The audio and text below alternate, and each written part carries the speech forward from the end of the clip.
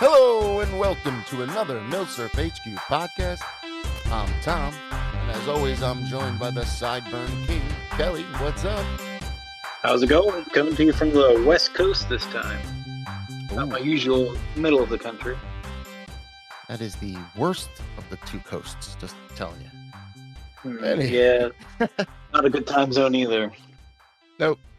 Well, speaking of time zones, this is the most depressing time of the year for us Americans over here on the East Coast, because when daylight savings kicks in, it's dark by the time I get out of work, and when I leave early, it's dark when I'm leaving. So it's a miserable time, but nothing puts me in a better mood than discussing MILSURP firearms with other crazy collectors. So, well, actually, almost nothing. I could think of a few things that are actually better, but I'll I'll rephrase that. Save those for later. Yeah, almost nothing puts me in a better mood than discussing MILSURP firearms. And so today we've got ourselves another roundtable of great collectors and pals of ours to come on and do that. So let's talk about some topics of the month. And Kelly, why don't you introduce who's here? All right, so we have 4 guests this time. We got a couple of guys that we've had on before. We have Andrew Rondak and Tenacious Trilobite. You might know him from his YouTube channel. Thank you all for joining. Thanks for having me. And then we have a couple of new guys this time around. We have Mark, aka Cruxter. Y'all might know him from some of his other social media posts, and Verda. Thank you all for joining as well. Yep, thank you. Yep, thanks for having me. And the 2 questions we like to ask our new guests for each time they join is, what kind of collector are you, and what is the next thing you're looking for your collection? So we'll start with you, Mark.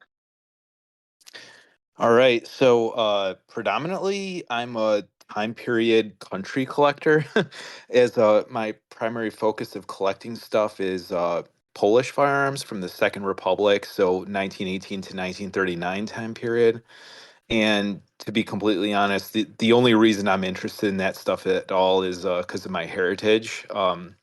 As these are rather uncommon and always seem to fetch a super high price whenever they come up for sale. So as a result, I have been expanding my horizons, and there's some other side interest stuff I kind of dabble into. So World War One era stuff from like Imperial Germany and Austro-Hungarian Empire. And if the price is good, I do like collecting those wacky, uniquely designed 32 pistols from, before the standard design of a semi-automatic pistol was nailed down. So if it looks interesting and cool and it's cheap, I try to pick one up.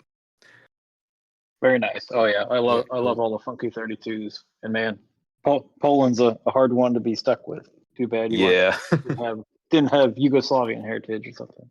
And being emotionally tied to it is a blessing and a curse because of what you said, the prices for that. You're paying premiums, but it's your heritage. I get it. Yeah, All my right. wife and I have Milsurp Yugo where everything heritage. is more expensive. Yeah. All right, and we'll go on to Verdha. Same questions for you. What kind of collector are you, and what are you looking for next? I mean, I'd say I delved into a little bit of everything. If there's I guess any particular area of interest I actually devote some energy and effort to would be Japanese Arasakas, Yugoslav Milsurp, and I guess shifting towards trying to focus on Milsurps from the Pacific Theater and CBI Theater. Cool. Yep. Nice. And That's a good I spread. guess if I had to pick the next Milsurp I'm trying to hunt down, I think I'd have to pick something along the lines of like a Type 44 carbine. Nice. Ooh, I got one of those on the list as well. Me too. Yeah, the hard part's trying to find one that's not totally mismatched. Yeah. Good luck. They had a rough life. Yes, they sure did. Hey, Mark, what percentage of your firearms are Polish? Out of curiosity. I'd say 50% at this point. Wow, I would have thought you were much higher based on what I've seen, the good shit you have. But hey, you're really spreading it out then. I will admit it kind of gets boring after a while. It's nice to spice things up. Yep. All right, that was the two guys, right? No, All that right. was our two new ones. The two new guys. That do be the newbies. All right. So speaking of getting stuff, before we get into our topics of the day, we'll get into one of the favorites of mine is finding out what you all picked up recently. So let's say the last month or so. Let's share some of our recent pickups, and I will share mine quick because it's probably the most boring of all. But I picked up this 22 German rifle that has German proof marks, but no other markings except on the stock. It says Hindenburg. Kind of neat. Where'd you Yeah, find so- that? Those are cool. Yeah, just an auction site that was, and it was just listed as German 22. So I was thinking, oh, I might have a steal here because, they didn't put any details, and that's because there were no details. they were right. Yep, it is. But I like these because they're full, full stock down to the front. The other, a lot of the other ones, like the Mauser ones, are half stock. This is like a nice little military guy. But Cheap that's to shoot too. yeah. Oh, and this is not a MILSURP per se, but I picked up another two Paris done training rifles, and I could do a whole show on the history of these things for some reason. They have such a wide variety, but they were wooden training rifles that were used literally for World War II training for a period. And then they made so much money that they decided to make it to a commercial version, and that's where we get to these ones down here. So they're marked dummy training rifles, Mark Ones. So they're cheap and they're a little bit of history. So that's my pickups of the month. Nothing exciting. It's kind of neat.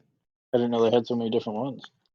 Yeah, they have bayonet lugs and fake bullets on them and all sorts of features that I don't know if they help train, but the main thing was they're the size of the 1903s. You could see soldier got used Wow. to carrying it around. Maybe not the fourth one.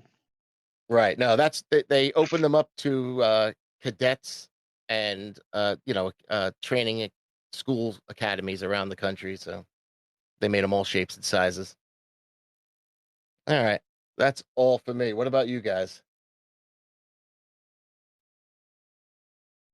I'll let the others go first. I have several. I've had a busy couple of months. All right. Who got this thing?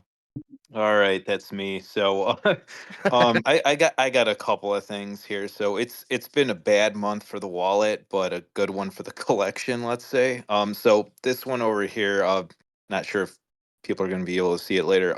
It's a commercial Sauer 1913, one of those 32 pocket pistols. And yeah, it was totally an impulse buy for me because it was priced rather cheap and it kind of fit the category of one of those wacky looking 32 pocket pistols because it It kind looks of looked like awesome. something. What's that? It looks awesome. I like the way it looks. Yeah, yeah. It would be even better if it had like an Imperial German like acceptance proof, but it's pure commercial, which is fine. I mean, and the thing that I love about it is like if you just like stuck on some bits and bobs on it, it will totally look like a blaster from like Star Wars or something. Yep.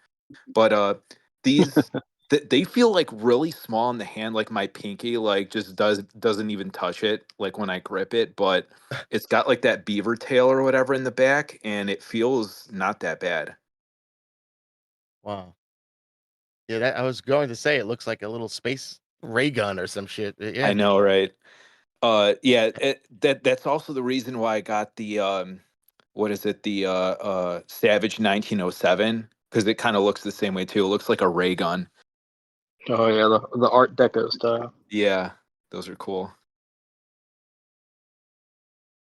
All right, I think. Oh yeah, the next one here my from gosh. our friend Dusky, right? So yeah, this is a Prussian contract C96 Red 9, and of course it is refinished, but it is legitimate. I had a couple folks, make sure that was the case. So it's got like the Prussian markings, on the like internal magazine, like front cover thing.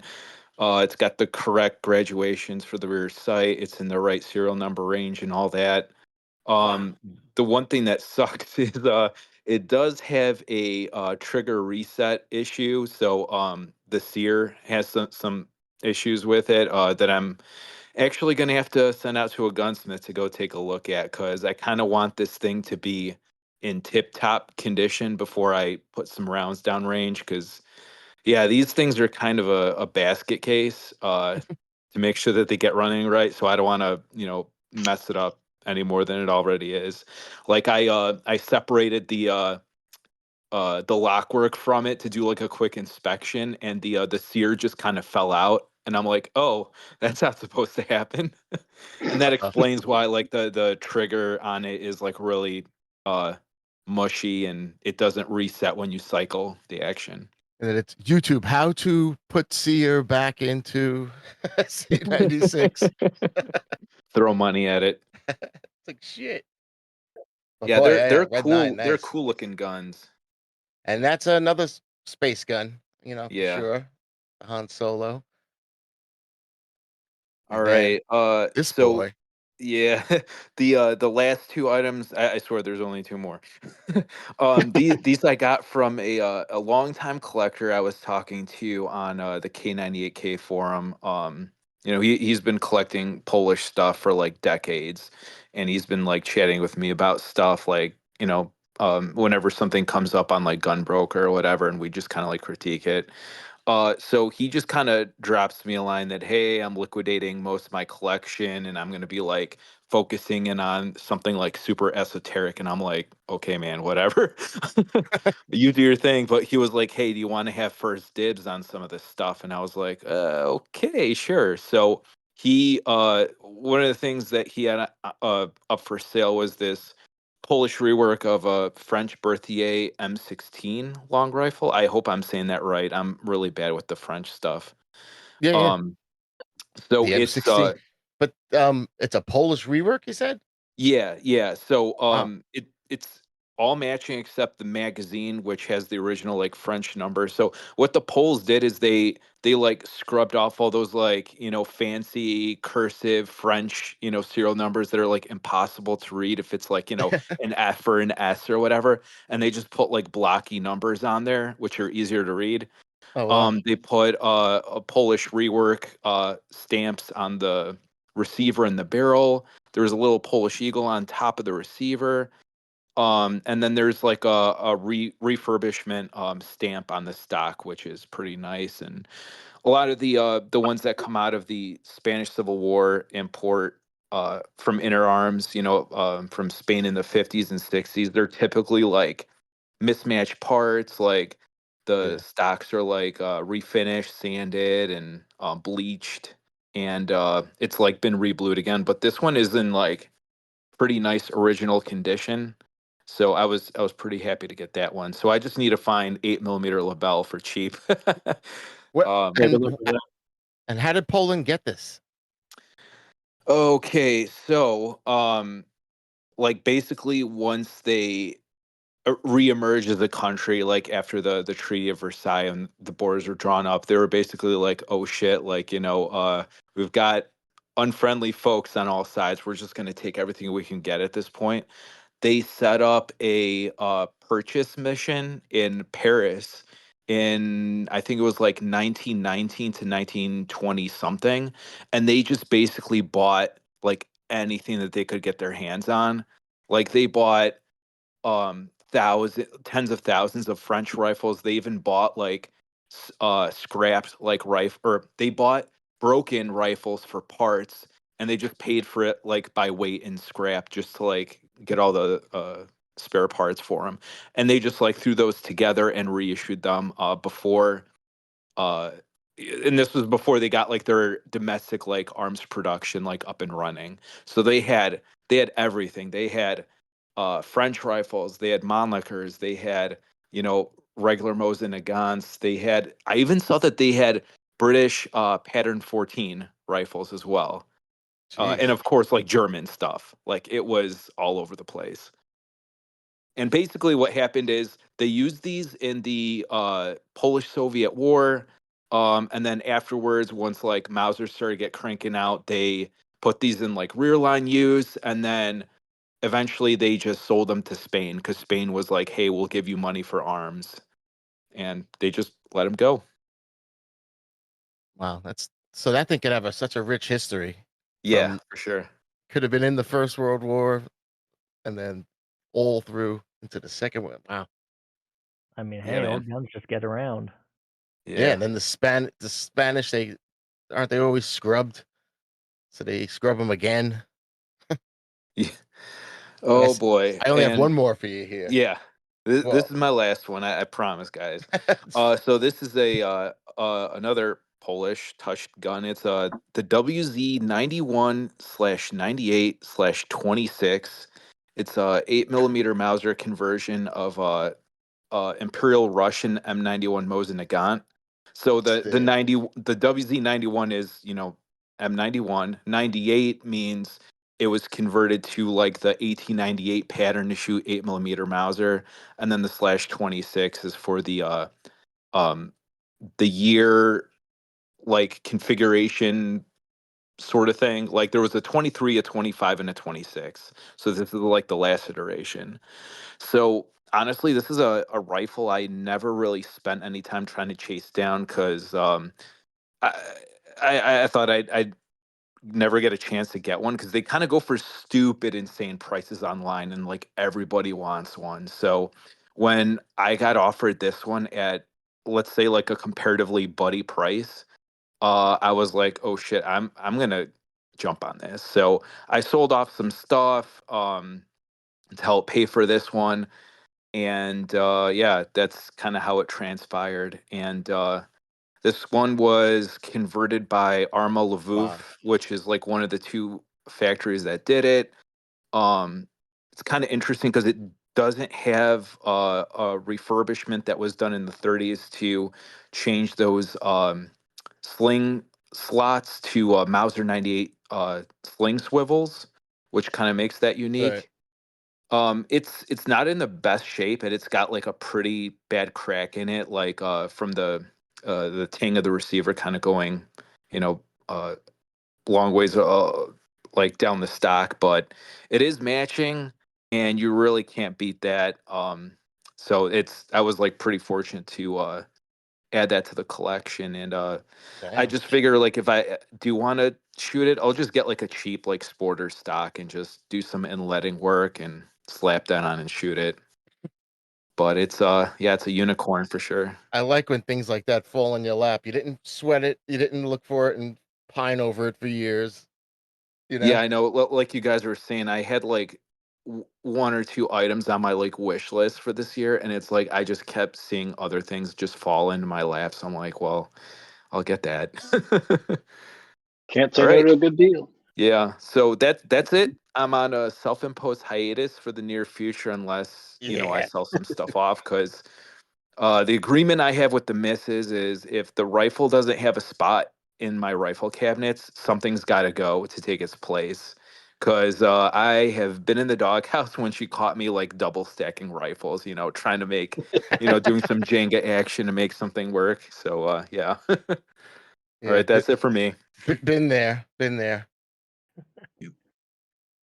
Oh, the struggle of all gun owners. We don't have enough room. More True. physical space. Yes. All right. Next up All right, is this one's a me. beauty. What the? Yeah, kind of a weirdie too. I haven't quite fully identified it, but I also had a relatively expensive month. This is a U.S. Model 1896 Krag with a cataract tool and optical company scope on it. So I've been trying to figure out when this was put together and for what reason. There were some sniper trials the U.S. did with cataract tool company scopes. This is not one of those guns. And This scope, do you think it's period correct for sure, or you're on the fence? I think so. So cataract tool went out of business in 1901, and they were bought out in 1902.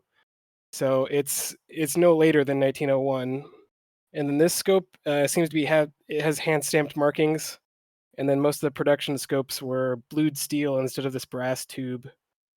You had me at they went out of business in 1901. Yeah, Yeah, that kind of narrows it down. yeah. They went into business in I think 1895. to 1901. But So that I don't know if I've ever seen this except like in a video game or something. This yeah, this style of Craig. I, Jeez. I can't find any others with this exact mount. Their mounts are usually side mounts, and then I think this scope is probably a prototype. It matches their patent drawing, and it doesn't match anything from their catalog. Well, that certainly makes it pretty awesome. Yeah, so I'll probably never really know exactly what it is. It looks pretty cool. It's just a simple crosshair. It's really dim, crappy optic, but What's the power, the magnification? it took me a while to figure that out. I basically had to take a variable zoom scope, a more modern one, and then kind of dial it in until I could see with them like binoculars. And it's somewhere around 5.5 power, which is not any. They didn't offer that in any of their models in the catalog. So I really am leaning towards like pre-production or something. Hmm.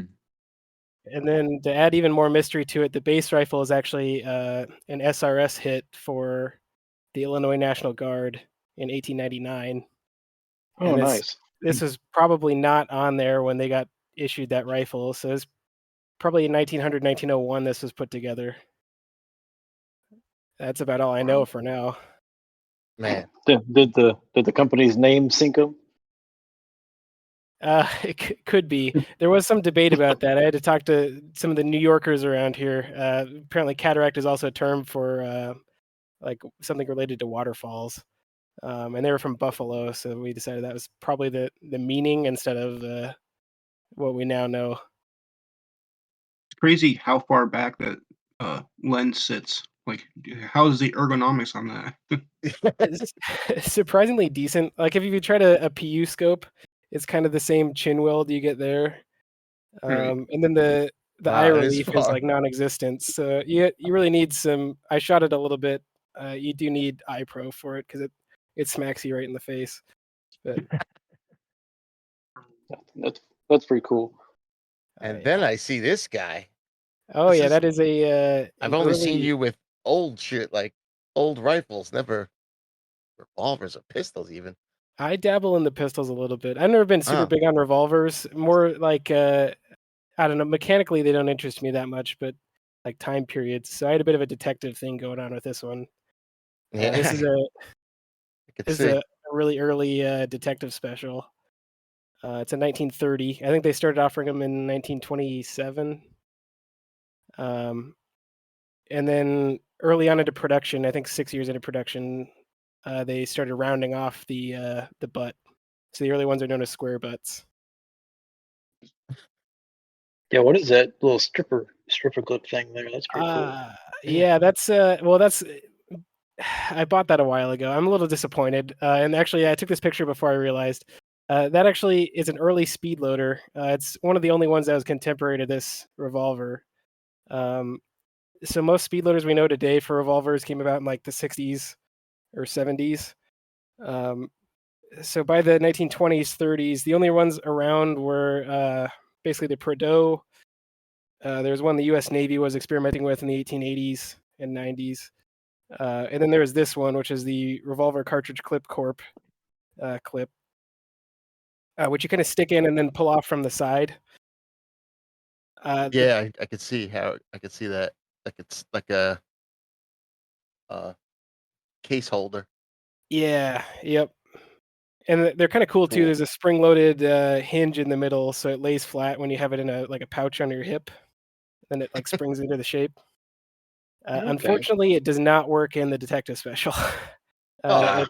It interferes with the grip, so it took me forever to find one of them in an auction somewhere. I just had auction alerts set up for 38 speed loader for months, and then one finally popped up. And then did you almost buy the gun because you had the speed loader? Well, I knew I wanted the detective special, so I've been looking for those for a while, and I was like, I better start looking for a speed loader now because it's going to be harder to find than a detective special. That's awesome. Yeah, yeah, it's so sad when that didn't work. So this picture is a little. There's the inside joke of that speed loader next to it doesn't actually work in it. Sad. I'm gonna put a comment if you post it. I'm gonna put a comment. That doesn't, that it doesn't actually work in there. Yeah, You I don't wanted to have film it so bad at that speed loader. I was like, I actually did the research. I'm gonna find one that made sense for the time period, and then it just You doesn't. need a cursed speed loader video. Yeah, you can kind of do it with like pairs of rounds. So if you stick 2 in and then pull them off, and 2 in, pull them off, then the last 2, it works okay, but it's just not the same. Sad. Womp. And All right, then then we get to the Tulsa I almost got one of guns. these. Oh, You Tulsa. You should get one of these. They're cool. I keep telling people to get them while they're relatively cheap and unknown. This is a Indonesian 303 converted Dutch Mannlicher carbine. They just take normal Dutch Mannlicher clips for the 6.5 Dutch rifles, but it's in 303 British, so it's way more shootable. The Indonesians added a muzzle brake to the end of the carbine variants, and it's actually set up to take SVT bayonets. Whoa, Cool. that's a weird combo. Yeah, Oh, that's right. I remember hearing about that. That sounds like such a steampunk combination of features. yeah, it shoots surprisingly it. well too. It looks steampunky. It looks another space gun or something. Yeah, and then Wow. I think the oddities are coming up. I had some fun facts after I fired this one. The brass looks kind of interesting because the way they did the conversion. But yeah, That looks I fun. had This one. they had a short rifle version of it as well that I owned one of those previously, but I ended up selling it because it had this really gnarly rubber butt pad on the back that was kind of grossing me out. But I think I like this one better. Yeah, you Were don't want to be these grossed out. entirely? Oh, sorry. No. Were these entirely done by the Indonesians, or was it partially a Dutch conversion? I think the Indonesians handled this. I don't know if they had like an outside firm do them for them because they're like professionally done conversions. Mhm. But the base rifles are, I believe, all KNIL or East Indies rifles that they had previously when they were the Dutch East Indies. But they didn't have a peaceful separation, so I'm guessing Oh the Dutch no. weren't really willing to convert these for them. Oh yeah. I think these were all got left there, kind of thing. Yeah, so These are these great. conversions were done like the first half of the 50s, I think. This one's a 1953 dated one. I was going to get one, but then it was so cheap. And then you hear about the nil and Indonesia. You're like, maybe it's because they're kept in horrible conditions or something. Well, yeah, you I do have to be chickened out. careful. You need to look at the bores. So I probably wouldn't buy one of these online unless they had a picture of the bore because some of them are just so rotted out they're basically smooth bores at this point. I bet.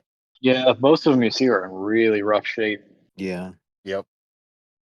But they look cool, so that almost tempt me to buy it, knowing I'm not shooting it. Yeah, You know. I definitely keep an eye out for them because they seem like sturdy conversions, and they're pretty easy to shoot 303 British. Yep. It's hard to shoot Dutch Mannlichers otherwise. There we go. Look at that. Yeah, everyone knows that one. That's the good old M1 carbine. I wanted a Rockola M1 for a long time. Oh, Rockola, nice. Yeah, the jukebox connection. And then Yep. I saw one for it. It wasn't a steal. It was just an okay price at Tulsa, and I went for it. Nice. So, Yeah, there's a ton there. yeah, well, yeah, spoiled for choice there. Not Yeah, I spoiled remember for there's price. probably at least 201 carbines last time I went. Oh yeah, Whoa. just tables full of them. But this not only Rockola, but it's got the nice the flip. It's got the eye oiler over there. Oh yeah, Yeah, it's pretty still cool. in the World War II config. That is Nice. nice. I think it's probably corrected, quote unquote, but I'm fine with that. And then you posted this thing. Yeah, we're gonna save that for the oddities section. Oh, that's that. All right. I'll take that. Okay. All right, zoom past that one. I'll zoom Yeah. past. Boom. Who is this? Oh, Oh, I think Oh, it's that's he went me on now. the beach. That How is cruel. Kelly. So yeah, I've also had a busy month. It seems like tis the season for it. Well, So- keep in mind, guys, wait, that I bought a 22 and a toy. So look what you guys got. You guys are crazy. You gotta keep Yeah, up. you need to keep up with that. I know. But wait, Jeez. there's more. All right, So go. I finally checked a big box for my World War One collection, a U.S. handgun. This is a Smith & Wesson 1917, and this one it's pretty much exactly what I wanted. It's all correct. It's has the acceptance stance. It has a U.S. Army Model 1917 on the butt. The That's my serial favorite. dates to These markings are it's my favorite. gorgeous. I love that. It's got the lanyard loop that you can see there. They often are missing those because like recreational shooters didn't like having them on there, so they took them off and lost them. But it has that. It dates to July 1918, so it has the potential of actually making it over there. And then it just has like a nice, consistent like wear and patina on it that's like perfect. But you can also still see the gorgeous bluing on that, and it shoots great. I already got out to the range last weekend. Nice. Luckily, I already Good. had some moon clips on hand. Dang, yours is only a Awesome. couple thousand lower than mine. Yeah, I mean they didn't make too many of them. I think they made a lot more of the Colts, if I remember right. I want to say they made about like 120,000 out of 150,000 revolver order before the war ended. Yeah, I know the Colts they went into 1919. I think the Smith & Wessons did stop in 18. I want to say they assembled like incomplete guns through into 1919, but I don't think they built more. Yeah, something like that.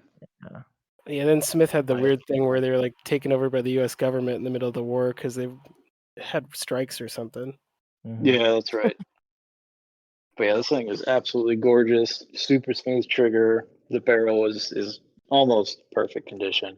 And of course, the seller rated it like, oh, it's got like a 5 out of 10. So yeah, we'll take that. Nice. See, and then another big upgrade for the World War One collection I got just this week or last week, this week, something like that. But this is an all original M95 long rifle. Has not been updated to 8x56, and it did not come from RTI. So that's the two big things you Wait look for a on these. minute. They all Wait. come from RTI. An important And it came distinction. with that. Yeah. Really has no his hand in extra on this everything. one. So it's in really rather good shape for one. It has a 1915 acceptance stamp, so it's in pretty good shape for one that went through 100+ years of bullshit. And it has an elm stock, which is correct, and the stock and handguard both match on this one. So it's the original stock and original handguard. Has a unit mark on the stock, and it's an elm stock, which are apparently prone to cracking, according to Aaron from MILSURP World. But not a single crack anywhere on this guy. I've already taken it apart and looked at it. Everything's in great shape. No rust anywhere. Just some And patina and dried grease that you can see there. yeah, and Aaron said so getting hard to find the wartime acceptance one. So that's Yeah, awesome. It's yeah. early. Non-updated M95s that aren't from RTI are not easy to come by in the US, at least. Mhm. What So now I bayonet get do you have on there? So that bayonet came with it, actually. So it's a Because I know there's like 5 different kinds of M95 bayonets. There's like an NCO one, a enlisted man Oh, one. yeah. This Yeah, is there's just a regular I have enlisted one with one. a sight on the ring, like I think a that was sight leaf. that was like the Stutzen one or something like that. And then I have one without that. So yeah. Yeah, this one's just a standard one. It came with it, but it's in great shape too. And I think it has like a unit mark on the back of it. Not the same unit mark, unfortunately, but it's a rather nice one, just an OEWG marked one. I know there's also like the FGGYs. And sorry, you said you didn't already have a long rifle 8x50 at all? No, because these are kind of hard to find. The long rifle 8x50, not from RTI. Yeah. And the bore on this one is like one of the nicer MILSURP bores I've seen. Surprisingly, it's like actually shiny and like super clean and sharp rifling. Credit to you for So not getting it from RTI because the 8x50s were like $150 like last month. I was so tempted to get one, but I just knew something would disappoint me about it. Like it'd be cracked or the bore would be trash, and then I'd just be out $150. And I mean, they're hard to those sell on the prices secondary still market. hurt. Yeah. Good luck. Those prices Yeah. still hurt me.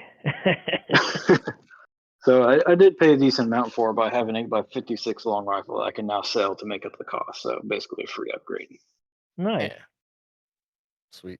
And then this one is arriving Cool. Friday, and it looks like shit in this picture, which is why it's flew under the radar. But I was just browsing random 32 pistols on Gunbroker and found this. I'm like, wow, that looks like shit. Looks like I actually went and did stuff. And then I remembered, oh yeah, there was a Belgian contract for these. I should look at the markings. And what do you know? I go and look next to the serial number, and there's a nice A in the diamond. So this is an actual Belgian contract, Colt 1903, made in 1917. Nice. And from the look of it, it more than likely went over there because they made a bunch of them, and then like Belgium, I guess they stopped accepting them, or the war ended, or whatever, and a lot got sold onto the U.S. commercial market. So they still have the Belgian mark, but they never actually went over there. And the only way to really tell is to get a Colt letter, which I'm going to do for this one. Cool. But from the look of it, I would put a few dollars on it. Definitely went over there and saw some shit. Yeah, I'd wager it made it over. Yeah, So- it shot at somebody. I'm getting that look. It's Yeah. it's I think been there. I think that rust will clean up pretty well, and I'll have to find a vintage grip to replace that one, obviously. But that looks like a legit Belgian contract Colt 1903, which I love the look of the Colt 1903. So this will be a perfect on the World War I wall. So check the box for Nice. Belgian pistol. And you missed one, Tom. I had another one this month also. What else? I got the German Imperial Accepted Langenhahn semi-auto 32. Basically, I didn't see that. it's like a FN 1900 kind of copy, but also kind of different. It's just a simple blowback 32. It's actually a super gorgeous one.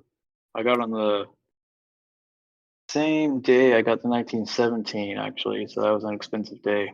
But I got it for the starting bid because no one else bid on it. Same thing for this one. Got Oh, it wow. for I like that. $3.99. Some folks get all the Oh. luck. Yeah. So I've done 3 World War I pistols at a original M95 in just the past month. So it's been And I been saw pretty this. busy. I saw this Oh thing. yeah, I got that like yesterday. Yeah, I got an Chris, sling. original World War I sling for my 1903 just to replace the cheap reproduction I had. So now that one's got a nice 1918 mark on it. Sling's not in the best condition, but it's only like $50, so I couldn't say no. Take what you can get. So a lot of good deals, and I need to stop finding good deals because I can't afford it. Yeah, right. All right. Enough of me. Somebody else. I Discuss your have speed. I guess this I'll one. volunteer. Right here. So I actually picked a gun up yesterday. I'm showing Uh, your revolver. Yeah, so I'm guessing pretty sure most of Discord already knows, but I work at a gun shop, so I had a gentleman show up last week, and they decided to donate a gun because it was their grandfather's or whatever, and said they didn't need any more. Boss called around, and after a couple days, he's going like, "Okay, I don't think I could give this to anybody, so give me $100 and you can have it." So it's like, sure, okay, turn down $100 gun. And what So, is it exactly? Yeah, so from what I was able to dig up, it's a Smith & Wesson safety hammerless, also commonly nicknamed the lemon squeezer, because the grip safety on it is very similar to how a period lemon squeezing machine worked, apparently. Whoa, that's cool. I see that grip back there. Yeah, Pretty neat. yeah. 38 Smith & Wesson was also a nice feature because I actually have the ammo, so that saved me a lot of headache. Otherwise, yeah, neat $100 revolver that I think it's now the oldest gun in my collection because if I read the serial number correctly, it was made in 1894, 1895.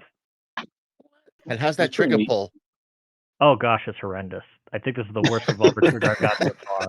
Yeah, It might not be it worse looks than like the Gaunt, but it's getting up there. yeah, it looks like a mile long from the Yeah. picture. It looks Yeah. huge, and it's probably got a lot of surface area touching. And I did not think I could get a double action trigger that was worse than my Smith & Wesson 1917, but this lemon squeezer proved me wrong. And then, yeah, that's the other gun shop deal because Oh, shit. apparently someone walked in wanting to sell some guns and they thought Mosins were still cheap. So, CNR license in your back pocket comes in handy when someone says, "Hey, I just want $200 for a Mosin." Man, working at And a then gun store, it's like the drug addict working at the pharmacy. Yeah, Yes man. and no. If there's anything I'm thankful for, it's the shop mostly sells new guns, so I rarely get to see nice deals walk through the door. So my wallet appreciates that. Yeah. Yeah. We have a lot of gun stores around here that they have 3 MILSURP a year. Nice. Nah, Oh. I think there's only like 3 places within like a 40-mile driving radius of mine that actually keep a decent stock in MILSURPs, and unfortunately Cabela's is one of them. But yeah, snagged a Mosin for $200, and then I was very surprised when both the bore was nice and apparently it was one of the Dragoon rifles with a 1930 production year on it, or conversion year if you want to go with that. Cool. Yep. Not bad. Yep. So those are the 2 recent MILSURPs.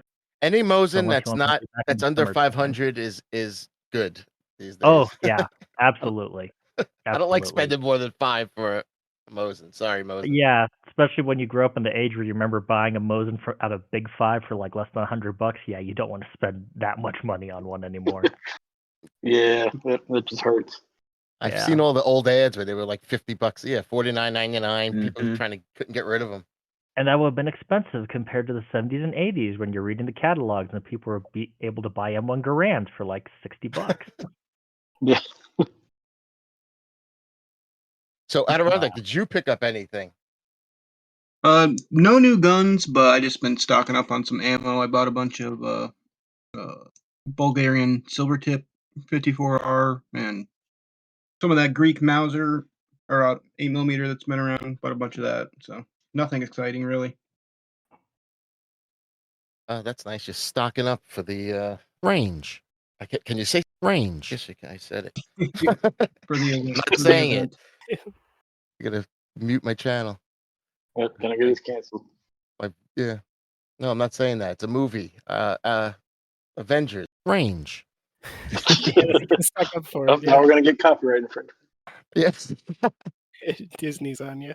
Shit, Disney. Man, All right. The Empire Strikes Back on that one. Going for all the strikes on this video. All right. Gotta I'm not love gonna. my Hey, favorites. don't unalive yourself, guys, just yet. Nope, there's another one. I can't No, afford that. that's the good thing you can say. You can say that. I can't afford that because then my family would actually find out how much I spent on my MILSURPs. Yeah, right. All right. So good job with your pickups. You guys really put me to shame. So it's time for the topics of the day, and in true MILSURP HQ fashion, we have a quick game here called MILSURP Oddities, as the topic is MILSURP Oddities. So that makes sense. Give myself an applause. So, how this is gonna work? All right, this game, like most of the HU games, is a cool way. I just put shit together so we can share some facts and tidbits that I think are interesting and maybe worth knowing as a collector. So sometimes we keep score and have competitions. We're not gonna keep score today. But this is a quick one here. We're just gonna go through and look at some odd stuff, and we'll see if you know it or not. And let's see. There's no order necessary.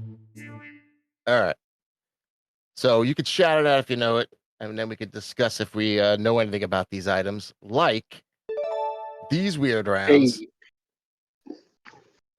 Hey, There was someone that said they were reloaded incorrectly at the last gun show in KC,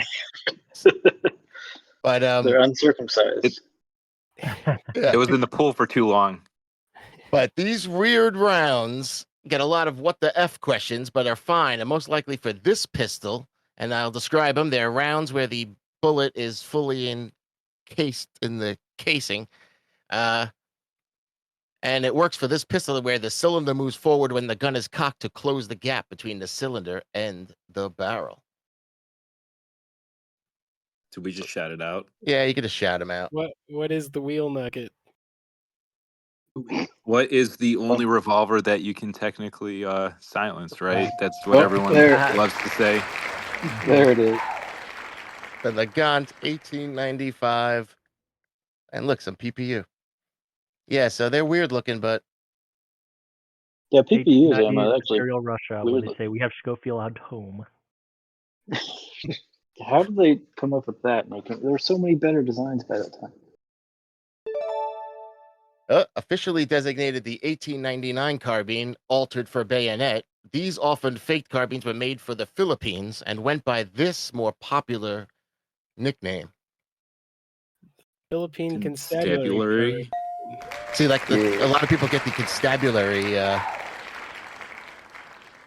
part wrong, but yes, very nice. Yeah, anyone have one of these things? I think Tenacious might have one. I don't know if anyone in the U.S. has one.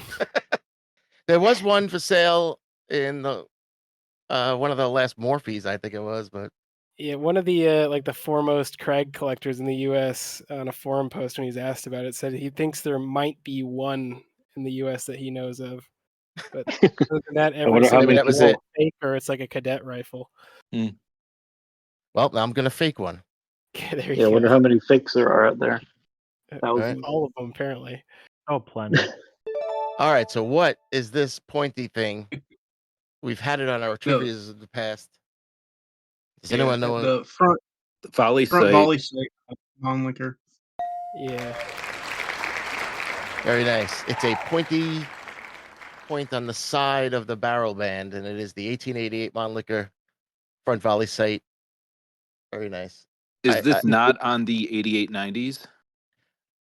I think it is. Okay. Because I For the think that's what wizard I have. I think that's what I have, and I have it. So, so, but I don't think it goes much further though. All right, designed by Louis Schmeiser. This early 20th century pistol has a weird feature. When the gun was ready to fire, the firing pin projected through the back of the breech block, serving as an early handgun cocking indicator. Ooh. Does anyone know? Is that the well? There's Drysa? several. Yeah, there's the Drysa. There's the Rothkrinka. Does it? Ah, It's a Drysa 1907. The Schmeiser. That looks like a fun one too. yeah. I have one. It's pretty cool. Oh yeah. Yeah, they're pretty So, funky. I They got- hate shooting it, but it looks cool. I actually really liked shooting mine until it broke. Oh, did your bolt face blow up? Yep, I Oh got man. like 5 rounds and the bolt face blew up. That sounds like a good feature. Wow. And another fun feature of these. No, thank you. Yeah. Another fun feature is they kind of break open like a shotgun, and if you have it cocked, you have to decock it to do it. But if the sear is super worn, you can just hit the takedown lever and it'll drop the striker and shoot it. Wow. Sounds safe. Another Widowmaker. All right. Surrender pistol. These rifles, mostly of U.S. manufacture, had an odd nickname during the Spanish Civil War by the men of the Lincoln Battalion, the U.S. volunteers fighting over there, who called them Mexican skis.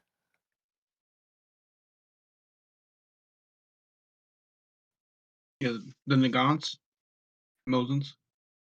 Yes. So the U.S. called them Mexican skis. Interesting. Never heard that. I think it was see. because they came in crates that were labeled from Mexico. Ah, Interesting. interesting. Hey, the Delisle carbines here. There's often a what the F is that when you talk about these commando carbines that was designed as a suppressed rifle for killing sentries, guard dogs, and the like during the Second World War. And they were made from this rifle receiver, but they were rebarreled and rechambered into this round. I So want to say it was an SMLE to 45, right? Yeah, Yep. out of a 1911 magazine, I think. Yeah. I wonder if M2 Very MG has nice. this back yet. So yes, a Lee Enfield, specifically the Mark III stars, they apparently, and they converted them to 45 ACP.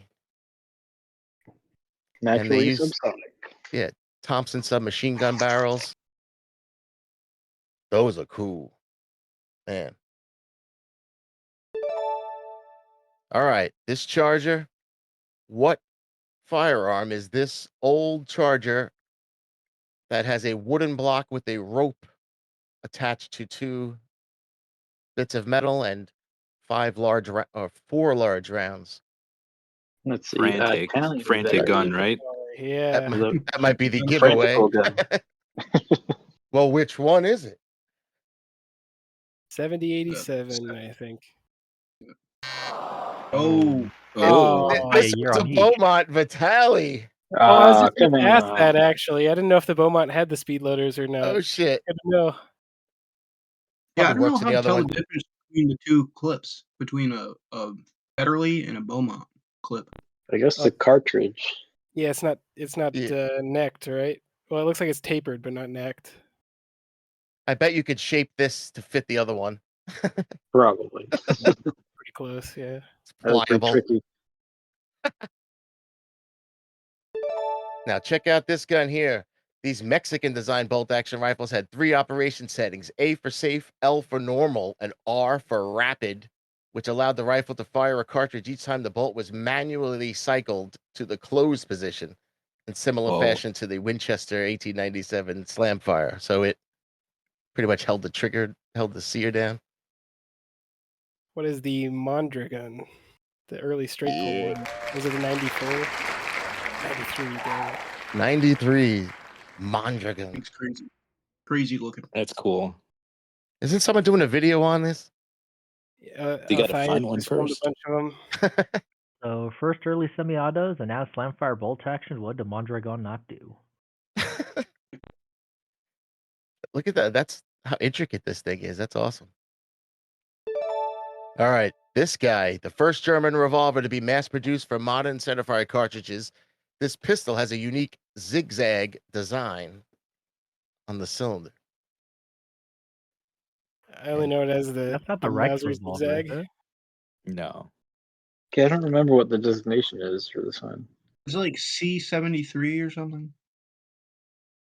It is a Mauser Very close. C78. We're not doing so good on the numbers. Yeah. Zigzags. Apparently we can't math well.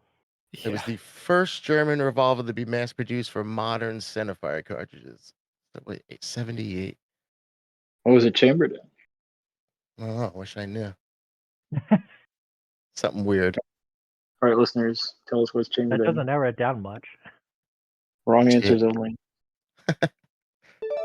All right, one more here. New Zealand found itself lacking in light machine guns that would be required for local defense should Japan choose to jump over there and invade. And so in 41, the government funded the development of conversions of these old rifles into semi-automatics, and the result being the Charlton automatic rifle. So what guns were turned into Charlton or Charlton automatic rifles? I think it's I want to SMLEs say again, they're isn't it? elite. Yeah, the Enfield. Smellies. Uh-oh, what was it? The Smellies, isn't it? Some steampunk creation they made. Oh yeah. Oh, I what? Medford. Oh, Dang. wow. Lee Metfords. Oh. That's where they all went. Dang it.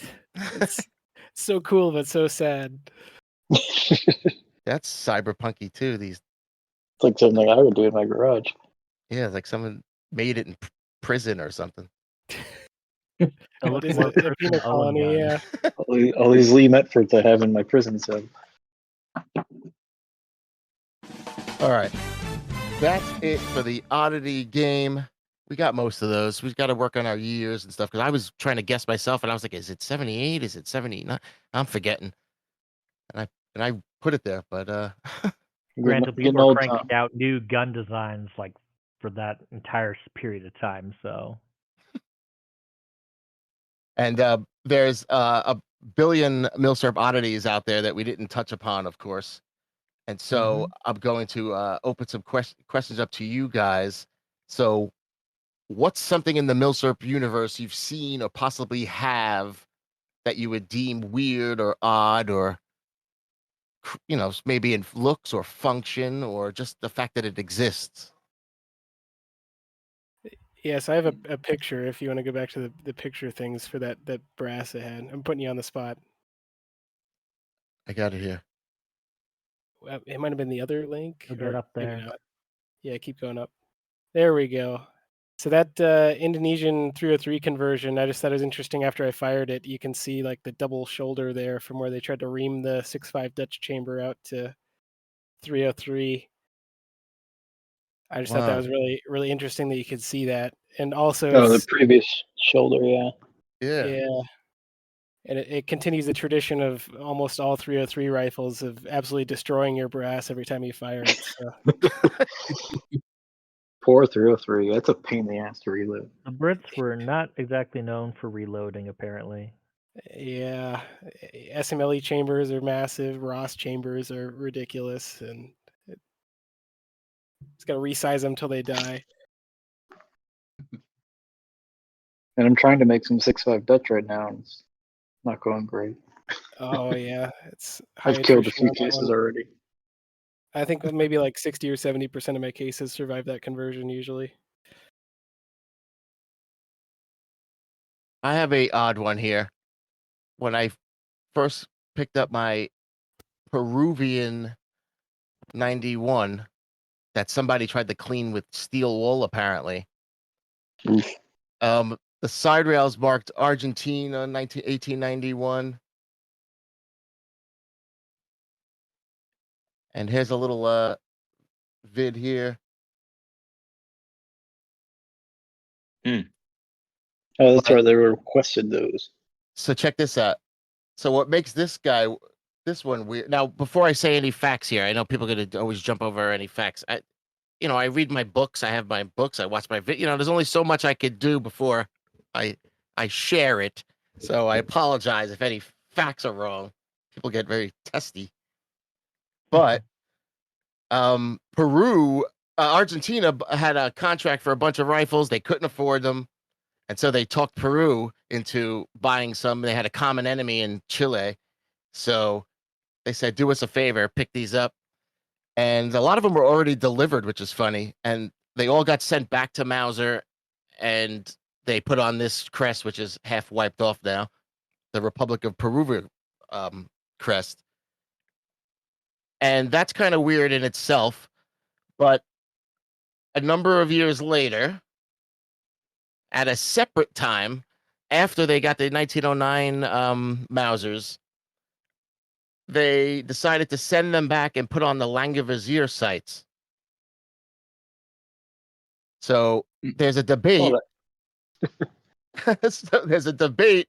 Thias mentions it on his video, whether this was done in like the 1910, 1914 time or in the 30s. But at some point, to make it easy for training their soldiers and to keep it consistent, they sent them back and put on the Langevisier sights. This seems like a lot of a waste of money and effort. Yeah. And what if they invaded right when you sent them all back? True. So yeah, it's a big range, 1912, 1934, but it's sometime between the wars. So I get it, but that seems like a lot of waste. So that makes it odd to me. So I know they converted some of the 1909s to 30-06 later. Did they do that to the 1891s as well? I don't. None that I've seen were in 30-06, and I don't see anything mentioned. I wouldn't be surprised though. But Yeah, I've never seen it. Bastardized Mauser. And apparently the sights were expensive to make. They contracted SIG to make the new barrels and the sights, and it was a decent contract. But Peru was gearing up for war. But so the Peruvian went on to have the 1909, and then later on they have the Peruvian 1935, which is another odd MILSURP, as it's one of the there's a couple of rare ones, but one of the only Mausers where the safety's reversed, safety settings. So all the way to the right is safe and is fire, and Oh, that's just wrong. yeah. So it's Hmm. when you look up why, there's not a clear answer besides they instructed soldiers 3 o'clock is fire, 12 is safety, 9 is lock, like a clock. So some kind of that was the latest rumor I heard. It was some kind of clock way to teach them 3 o'clock is fire. I guess I don't know how they did it. They just couldn't change their clock. I don't know. Yeah, they 'cause they're put the south wrong of the clock in the equator. training manual. And the other references say they required shooters to be up close on the receiver, and the safety would be in their eyesight, so they put it on the other side for that reason. I don't know.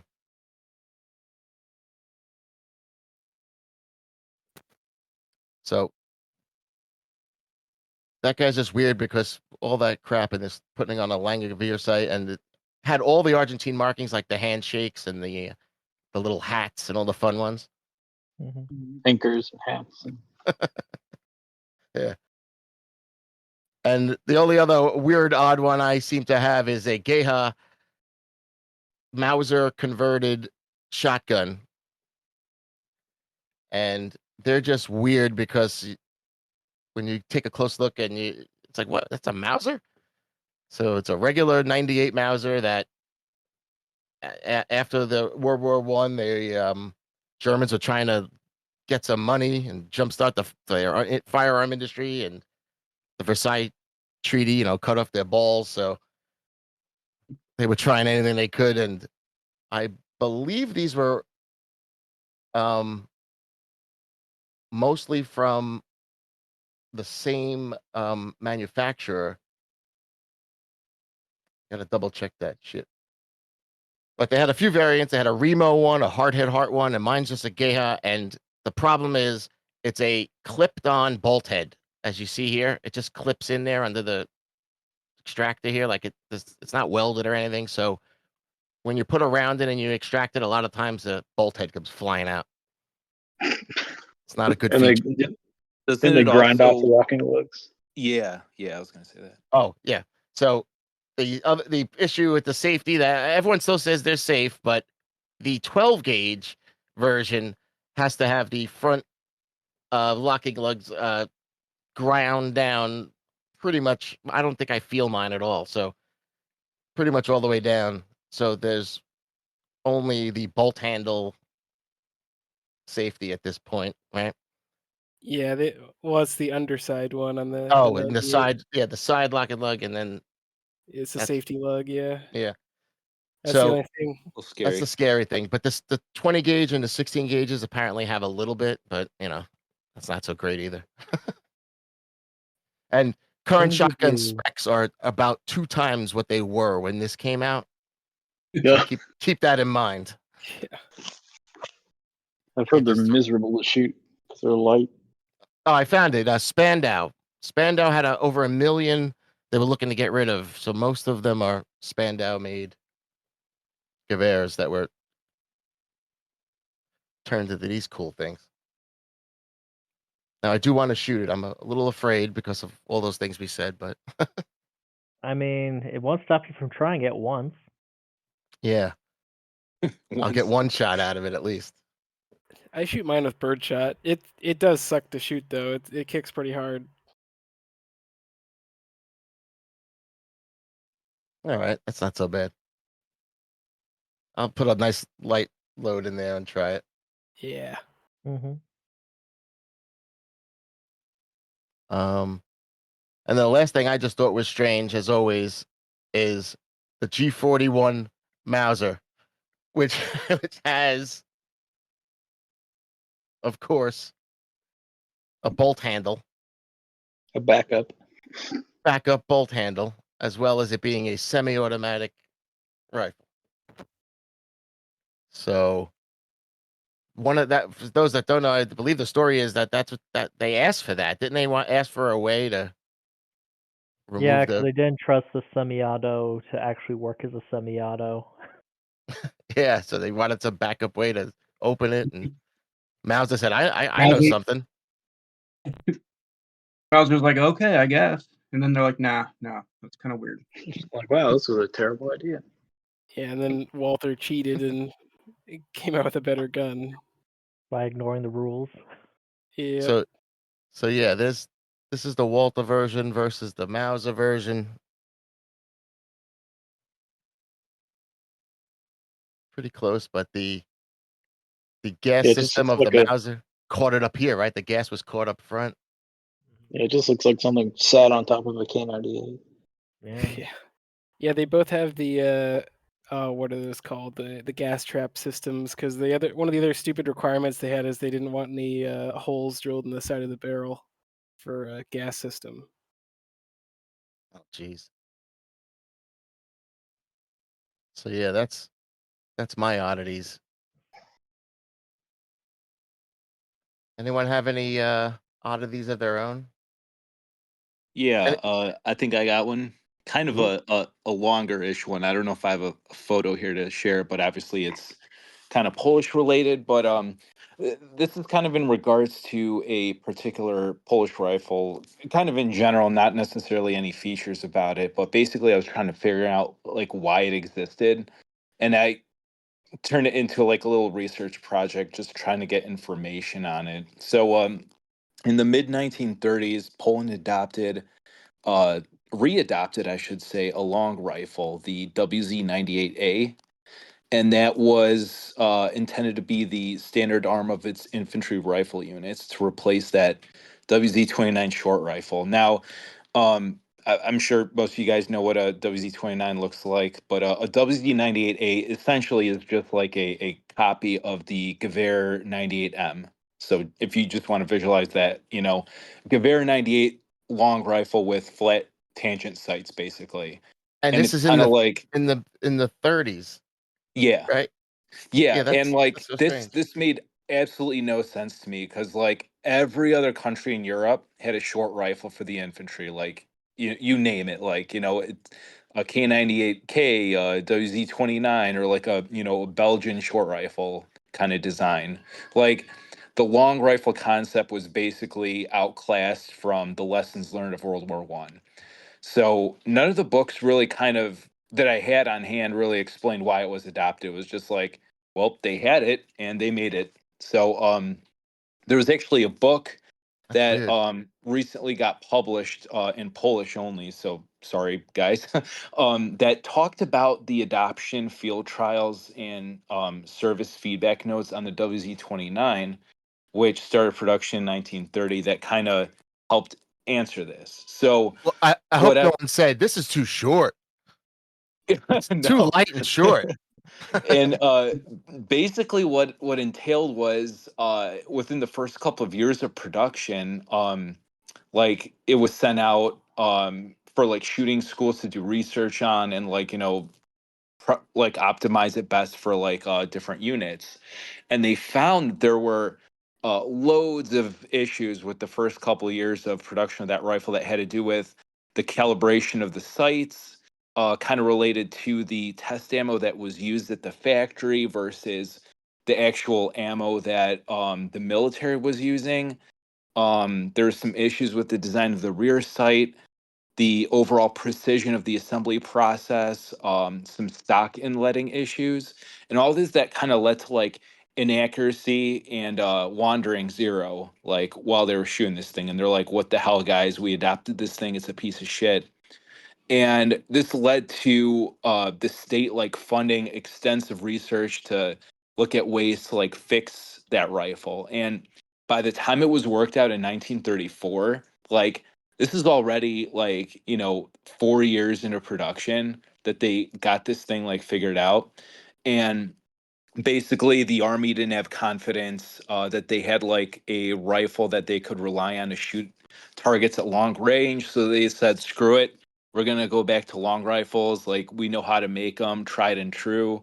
And yeah, that's kind of why they got readapted for rifle squads and support guys. They had the WZ-29s, and I'm sure the infantry didn't like lugging those around. But yeah, that kind of explains why those came out. So how many were made like during World War II? Then what percentage had that? Very the long rifles. Yeah. Like not a lot. So that's kind of the second part of this thing. So these were made 1936 to 1939. They were issued to infantry, and depending on there's like two books that kind of discuss them. One says 44,000 were produced, the other said 77,000, which compared to like German rifles, that's like nothing. Like Right. that's very little. So I mean, it's a non-zero number. It's still like something, but what's interesting is there are no period photographs of them like at all. Like not in reference books or like photos that I've been looking at online. I even asked some like dudes that collect uh like army photos from before World War II, like in Poland. They're like, yeah, I haven't seen any of those. So I don't know if this is like a big secrecy thing or they just like didn't bother to have them in pictures since they kind of knew that they were going to war like any day now. So I don't know. It's kind of a unexplained mystery still. Wow. Yeah. And right after World War I, they started making their own 98s, right? Yeah. So what is it? They were able to get the Royal Arsenal of Danzig, like all the tools, machinery, raw materials, and Cool. spare parts. They all got all that stuff, but they didn't have the technical data package, the full technical data package for making them themselves, and they didn't have like the experience and skilled labor force to make them. So they're kind of like they made like a crappier version of like what do you call them, like the Kriegsmodell Gewehr 98. Those are like Okay. super rare, and they're like super expensive too, but they weren't that They were good. working shit out. Yeah, yeah. So they only made those for like 3 years, and there's only like 22,000 made, and I don't know how many exist still, but But made there's on the that one that German we were all equipment. talking about that sold for like almost 10 grand on a Gunbroker a year or two ago. Man. But yeah, they're making them on German machinery is awesome.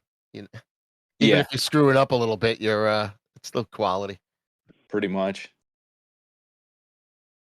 And actually, later on in the mailbag, the question was about making these 98s in the and the question about the 98s in the 30s. That's funny. Yeah. Oh, did that answer the question?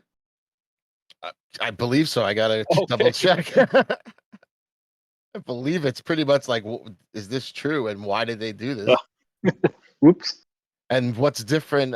So you said what's different is it's like the 98M. So there's no Langevisier sight. Right. It's Yeah, it nice looks flat it's tangent. just a flat tangent site. Yeah. Nice.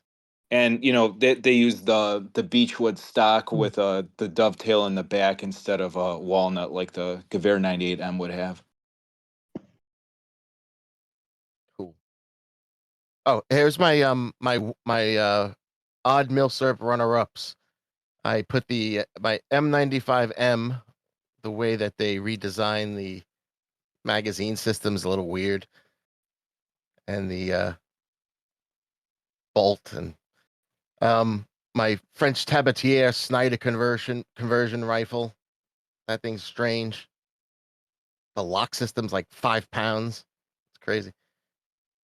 And I'll say it, the Type 99 monopod, when you put it out and you open the AA sights, and you look weird when you're doing that by yourself in your room. At the range. I find the Vetterli mag conversion strange. The one to the Carcano, when you look down on it, they have the pieces of wood that they just kind of jam back in there, right on the stock. You see that? A lot of times it's missing, but that's a strange thing.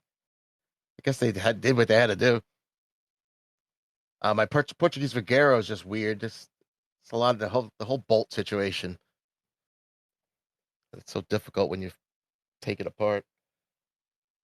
And then I put my crag as the feeding system is strange. No matter, it's like no other one I have really. So. And the Danish crag has a little leg that kind of pokes out and kicks around in. That's cool. You Is ever that the seen one one of that those? opens? Yeah. It opens the other way. Yeah, it opens forward. Yeah, sideways. Yeah. Yeah, that's cool. But just having a big giant door on there where you dump rounds in, that's pretty cool. Now, if only Is mine it had the a Danish 4-foot ones that scope. have a speed loader? I think it's the Norwegians that have a speed loader. Okay. I remember. Yeah, that was cool. The U.S. did trials with a clip-loaded conversion to the Parkhurst.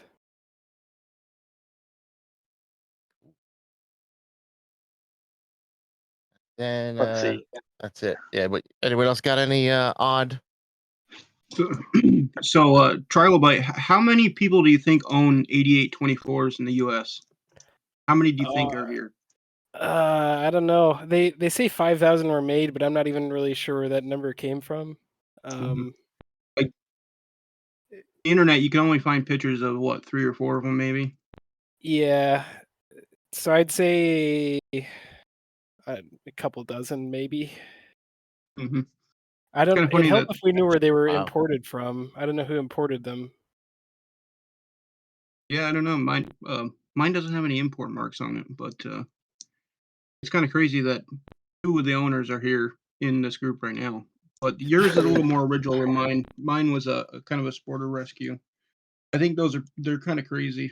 It's for those that don't know, it's like a 8890 that was converted to 8mm Mauser, like just like a M95M. And it's a mystery where they came from for the most part. And they're marked on the receiver with it too, right? Yeah, it has a Belgian B Blindy, which is just like a proof mark for nitro and jacketed bullets. So it doesn't really tell you much, but a little bit. It touched Belgium at some point. Yeah, it's got a. For some reason, it's got a like a pre-Spitzer Mosin rear sight too. Yeah. That's funky. All right, and then the rope hole is another weird one in that you could just take a drill and probably fabricate it yourself. But it's true, it's premium. And if you do that, it's a last ditch you're doing it too, which is still kind of cheap. So no, I'm not condoning that. I'm not condoning that. I don't have a picture of it, but I've always loved like the intricacy of the French repairs so they did to their stocks. Like they would repair anything. Like, Yeah. oh, you need a super weird specific shape. Yeah, we'll cut it out and get it in there. And oh, this stock has 14 different repairs on it. Yeah, no problem. And a lot of times they're in spots where you're like, why is it even necessary? Yeah, Yeah, in the places you middle. don't even think of. The armors must have been OCD that day. It's all of that. They must have been told you get paid by the repairs. Like you do not scrap a stock, no matter what you make that stock work. Wood is a national commodity, apparently. They I probably like how was. they'll cut out the serial numbers and like put a new piece of wood in and then put a different serial number there. Yeah, Can't just I've put a seen line put a through it. line through it. I've seen that. Yeah. That's awesome. Well, I kind of like that better than just when they do put the Austrians put the line, or the Bulgarians or whatever put the line through it. That's kind of weird too. Or they just put the number over the other number. Yeah, I've seen that. It's like, thanks, guys. Can't read that. I think the first oddball that comes to mind for me is I actually got 2 of them, but the Japanese Type I rifles, because people don't believe you when you say, yeah, the Japanese had Carcanos. Right. And like no one can ever figure out what it is from a picture. Yeah. And then when you have the memery of, what's this rifle I found? It's always an Arisaka. And you pull a fast one, it's like, psych, that's a Carcano bolt. Yeah. I'm a little sad they didn't have mums though. Didn't get Yeah, the they full should have had meme. moms. Yeah. That's my number one gripe with those is they put nothing on the top. Yeah. Just I mean, the serial number, and that's it. yeah, but on top you could have put. You have a big area right there. Come on, Bowl of spaghetti or something. Yeah. Yeah. right? Put your own company on there. Put something. Yeah, might as well advertise. Yeah. Or I guess the other oddball that comes to mind too is I absolutely love mine, but the Type 2 paratrooper rifle. Just the things apart has me sitting here go like, I do not want to know how much time and effort they decide to put into deciding, hey, for paratroopers, let's just break our bolt action in half. Yeah, Yeah, there's kind of a unique design that nobody else went with. Yeah. right. But that usually tells you something too. Mhm. Yeah, everyone else had folding stocks or just dealt with it.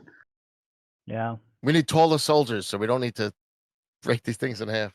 Or do the German route of you drop in with pistols and you get to fight to your right. Yeah, like the video game route where you have to upgrade.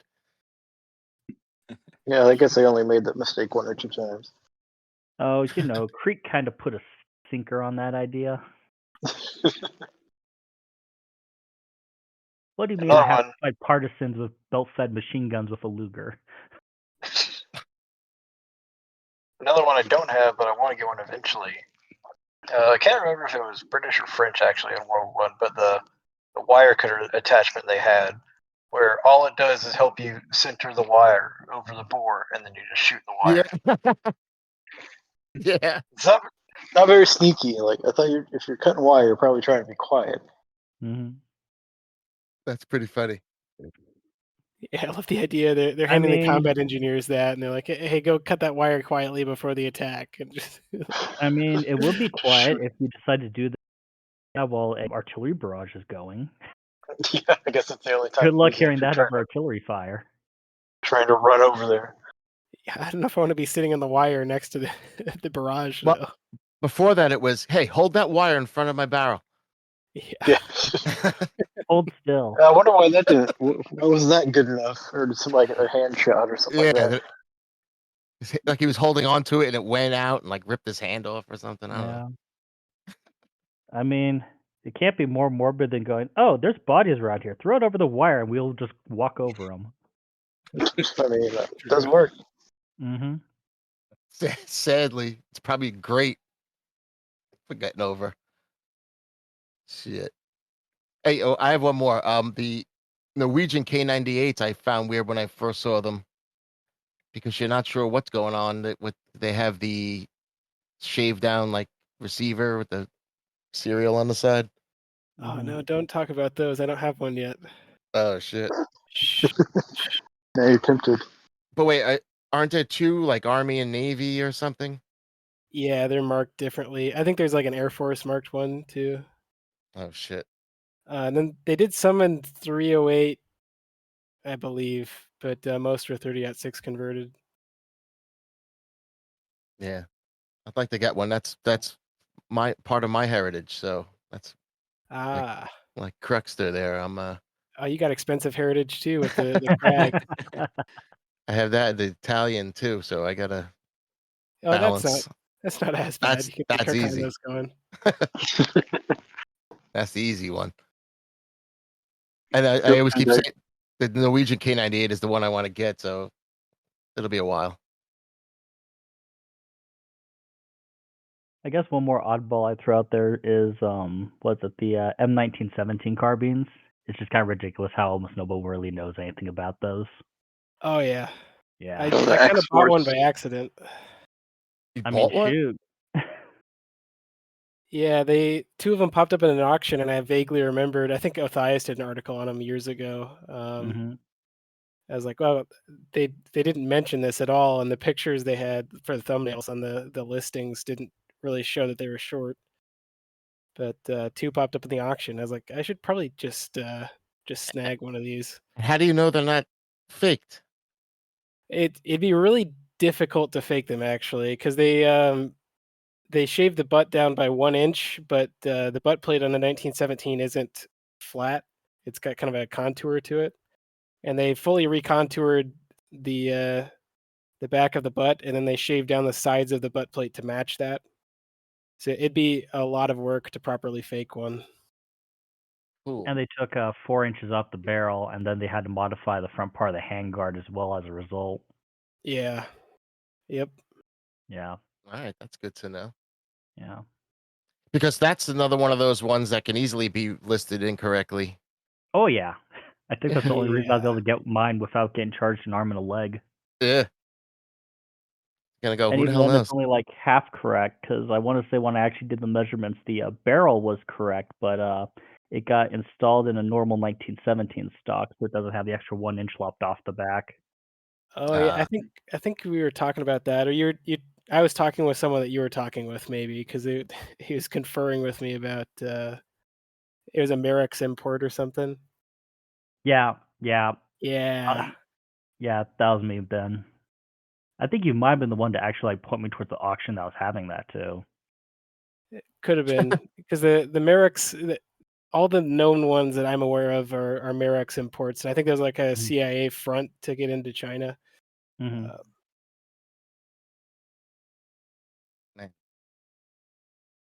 But yeah, neat little rifles. So do you two just own a bunch of the same rare rifles? I don't know. I don't The think so. Adirondack was the 8824. I own a lot of weird, obscure, small batch stuff. So I get into the small clubs. Yeah, you're one of the ones that has the weirdest in there. I like the weird stuff. Nothing wrong with that. No, I appreciate it. Mm-hmm. All right, boys and girls. In MILSURP HQ fashion, we have another quick game. Just a 5-question game called Bad Uli Photoshop YouTube Creators. And what that is referring to is there are 5 screenshots of popular MILSURP YouTube creators in their normal recording areas, but their heads were removed and replaced with a badly photoshopped photo of Uli from Royal Tiger Imports. Now, I'm not clowning on Uli or RTI with this. He's a cool dude, it seems like, and I'd love to talk to him and hang out with him. But he's so memeable. But he has a legendary smile in every picture, so we're going to share that here. So you just have to guess the channel from the photo. And this will lead us into our next segment here on social media. Here we go. The first guy. Do you recognize? Reviews here with you again. He is right. It's Readiness Reviews. Like, this is the things like I have to hide from the wife. Like, Yeah, like, how many do you have? Why are they stacked on the wall? It's also to hide all his poor decisions with all the RTI guns he's bought, thinking he got a gold mine. Oh wait, I should describe it. So, he's a glutton for punishment. Here's a guy in a corner with guns on his wall behind him. Looks Oh like, no! Is it Mike B? No! Heavy breathing. You can see a lot of Mosins on the right. Some Jeff, ARs I'm or something. really angry at people. It is Mike B. The infamous Miley's basement too. All right, here's another fellow. He's holding a shotgun. He's in like a 1970s style. Man, he took Biden's advice real seriously. He's got what is that? Italian flag behind him and chairs stacked. It looks like powders and reloading Italian, equipment. don't Is this Koba? I think it's Koba. I think the 1970s. Koba. Very nice. Mr. I'm gonna do like a 3-week countdown to the election. Yeah, he got political every day. Live streams. I sat in it a few times just to see. I was like, oh, maybe he'd be reloading or something, but poor guy's snatched up in politics. Mm-hmm. All right, here's one with helmets on the right, guns in a rack on the left. I like it. No hat though. Button. Yeah, where's the hat? You should have photoshopped the hat. I had to hide the hat, so look how big the head is. It is Battlefield Curator. I like the gun back here being held up by this stand. Is that Oh no, that's another gun in front of it. Never mind. I thought he was. But how is it in there? I don't know. I just couldn't It's take got, him like, little seriously with sticks. that whole shindig of pulverize that like button. But Indiana Jones get up. and this one looks like the lamp. He made a gun into a lamp out of that one, which is cool. All right, we have one more creator. It's a guy in front of 3 safes. He's holding a old Winchester lever action. Oh, He's got a door, a wedding ring, 2 arms, I think I know who it is. and we know him He's on the Discord. in the Discord. Now you're just making me feel even worse. Yeah, now I'm obligated to watch his stuff. is this? He is a is it Michael is of this- sorts. Yeah. Ah, That's Mike's safe Oh, room. Oh, I always watch his shorts where he shoots something. Yeah, Yeah. when he's in this room, he has a green screen a lot now too. But otherwise, he's got the safes up here. Look how big these things are. Jeez, just repping that Cabela saves. nice. The Liberty gun safe. Risky. Did he do the recall on it? Oh shit, is that the one? I bet he- Wonder. I bet he did. Cabela's by Liberty. Yeah. Oh, that looks like it might have a mechanical lock. He's probably fine. Oh yeah, This time. get locked out of your own safe. That's terrible. I feel very secure with this category because you can't do me. I'm immune. I cannot do you with that. No, you're right. You're right. I was going to do it as a joke Just, like, peering out of the ground. and put the head over the gun and be like, "Oh, there's no head." You can put the head on his arm where he writes his name. Yeah. Oh yeah. Oh yeah. All right, that was great job on that, fellas. Great job. And now we are headed to YouTube for a moment. So on the topic, social media could be 8 hours of discussing. I understand. So what I did, I was looking around and I was finding people who posted in like the past month, and found some entertaining videos and good videos also, but some funny ones. And I know there's a lot of guys out there like Otthias and Ian that we all use, but I'm gonna shout out some lesser known guys. You know, give some views or something to these poor guys that are out there working hard. And I want to pass on the joy that these creators have brought me. So, for instance, there's a site called Data Illusion, which is pretty strange. Hold on. It's got a lot of great stats and it has a lot of great info on there. You could see that he has movies, guns from movies, and pistols from every country and all that. But I guess AI wrote his about because it's a 7-paragraph about what his whole channel is about and everything. But it's funny because the music. Here's a sample of how the video starts.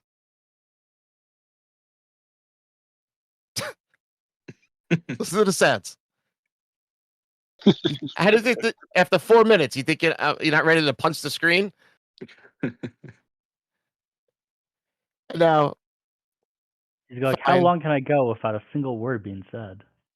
Right, and then you go on to these type ones, and I guess maybe English is not his first language, which is fine, but you know, you can get an English. I'll do it for him. You can get someone to proofread your stuff. There was a bunch of mistakes and spelling mistakes, but then like the info that he shares, sometimes they're like, listen to the music.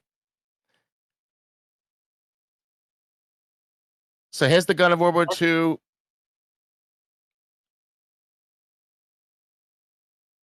And then this one just says it was used by people after World War II. Like it's not. Yeah. Yeah. That's like, Never mind World War II. It shows 1942, and that's the note he takes away from it.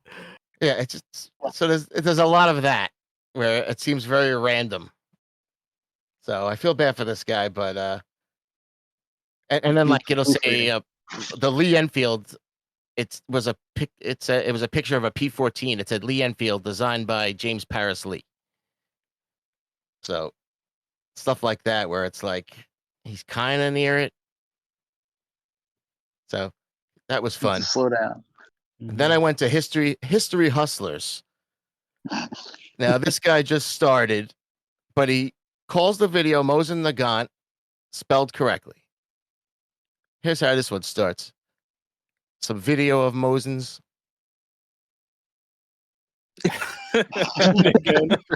But he writes it on the screen, Mosin Nugunt, with double U's in there. I noticed I he guess he's mirrored trying his to combine footage most too. of the gun with moist nugget. Yeah. And there's zero consistency throughout. The music's blasting, but then it gets quiet. So this is under production. It's a video of a guy shooting, but then when he does shooting, it's them making the gun. This is shooting over here. So Well, like, that first clip is Guns of the World, isn't it? It's oh, he stole from everybody, I think. yeah. Video games. Like this. I don't know. I subscribe to him though. Poor guy. He's trying to get canceled. I want to see what he has to say. Next up here, another guy I found was Old Gun Guy. And tell me if you think this is an old gun guy. His camera looks like it's from 1970, the filter he has on or something, but it's dated 2024. He's got a car t-shirt on. He's got his spectacles there, tucked in there, his gun in his belt. Did he spray paint his clock? Yeah, it looks like it. And now listen to the quality of, there's a ring and buzzing noise. So he's doing a trick shot. So he's going to shoot the bottom can with a slug, and it'll throw the can in the air, and then he's going to hit that with birdshot. But he does it, and at the very end, he says, I used 2 birdshot by mistake. Oh. So he didn't even do his trick shot properly. And then here's how the video ends. Oh. He's doing his best. Editing, never heard of it. I'm honestly impressed someone his age honestly knows how to use a camera and upload to YouTube. Oh, I'm not making fun of him. I just found it funny. He goes on to my next point, and it ends. And I was waiting to hear. The cliffhanger till he gets you back. Wait for the I'm next giving him props episode, yeah. just for being able to upload the stuff on YouTube in a somewhat coherent manner. Hey, wait, well, look at his shot. Here's his trick shot. He does it. But it's the wrong. He That- landed it. But he used 2 birdshot. He was supposed to slug it, but whatever. But you hear the buzzing throughout the whole video? Yeah. You gotta start somewhere. I respect it. I He know. uploaded something. He got in front of the camera. Hey, I'm promoting him. Old gun guy. I can't even call him a FUD when he's appendix carrying a Glock. Yeah. Well, I like him. no, but look, like he's got this these. guy. He's got these old He's- Winchesters and old revolvers too. Look at this Needs a thing. better camera. Right. So that's what he's got to work on. So go give him some views. He's Old Gun Guy 62, technically. Mm. That's not going to help. So that was fun. And now Master Beto. Last but not least, he's got 27,000 subscribers, so he's doing all right because he mostly does these shorts where you can see how he's a character. Oh, I think I saw the right video. Yeah, this one. Yeah, This so one's good. he had the gun hole, so I found it. His outfit's funny here.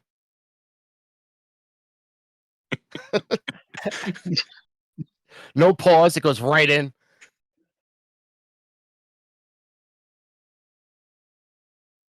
All right, so he's a fellow with a kind of large head. You know, I have a large head too. I'm just pointing it out. It's bottom. It's like an Uli head.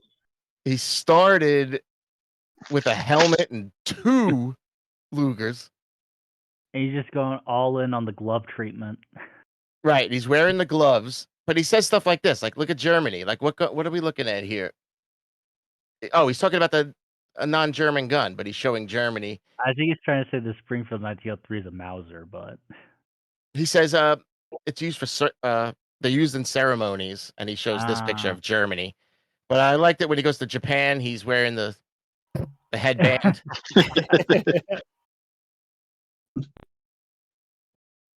Let's save his stats.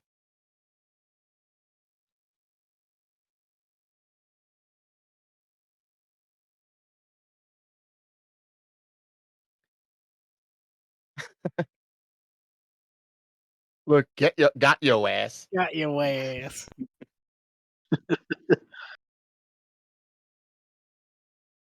He uses a lot green of Conrad stuff too. The green screens do a lot of work. Yeah. So yeah, he says a few things like he's got to work on some of his stats, like the side hoods are only post-war on a K98.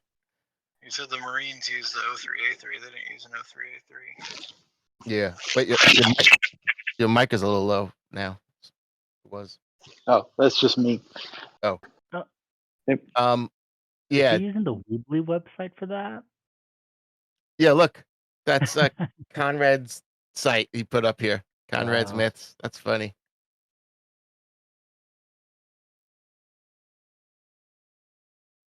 This guy. All right, so listen to this. This is how he's going to test them.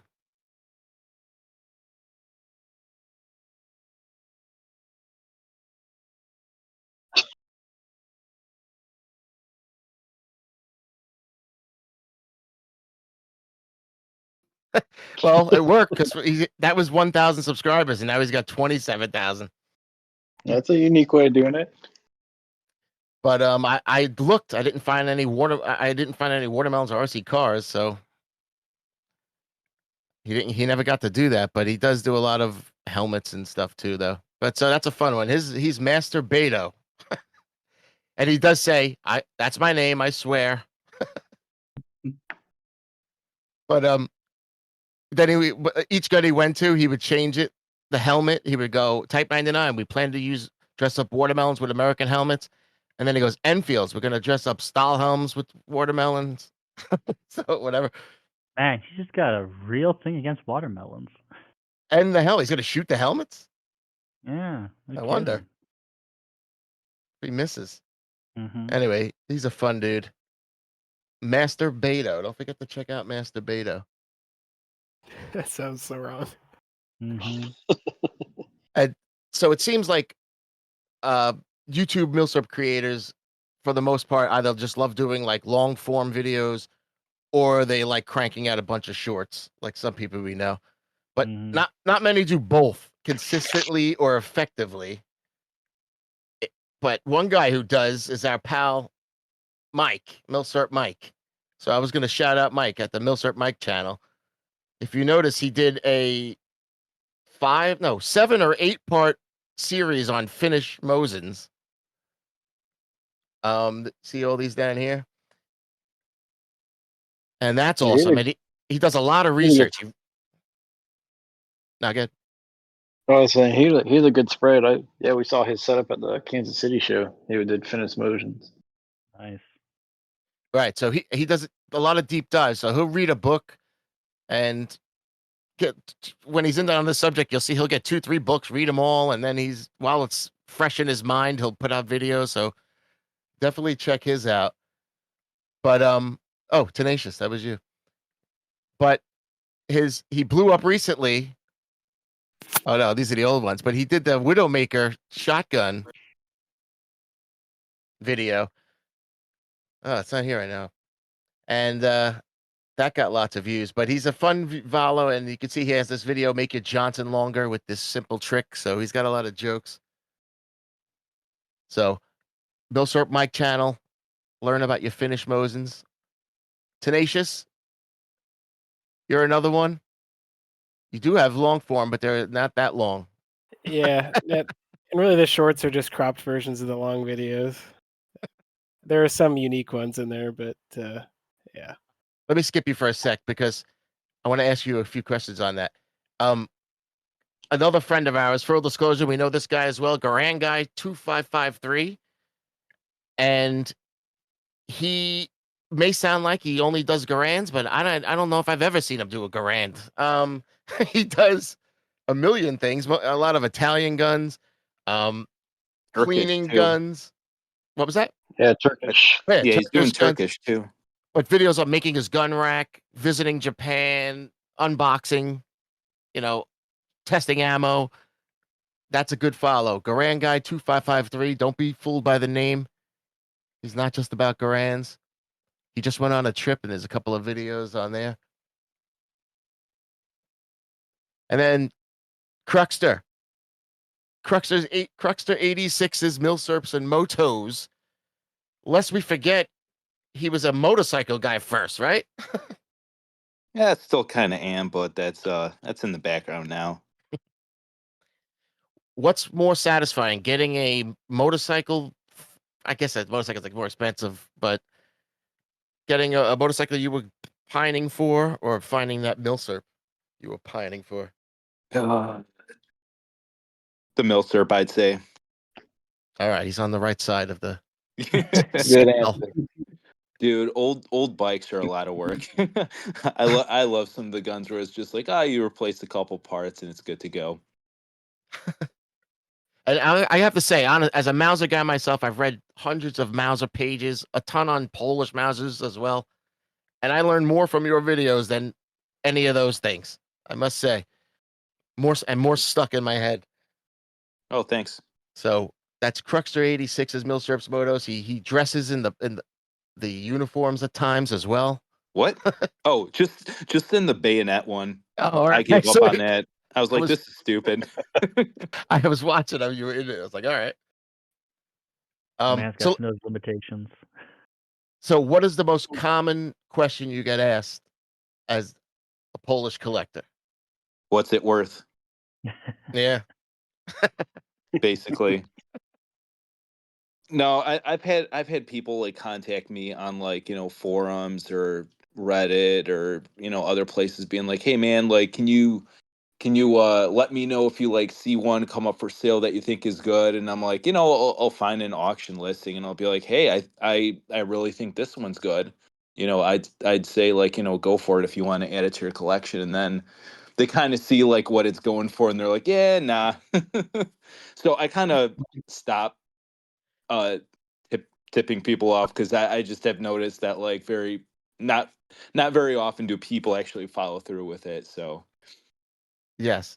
And I've used your services for when I purchased my Empire Arms oh, that was a good one. gun. Yeah. It's like, Dude, is this good enough? Is this legit?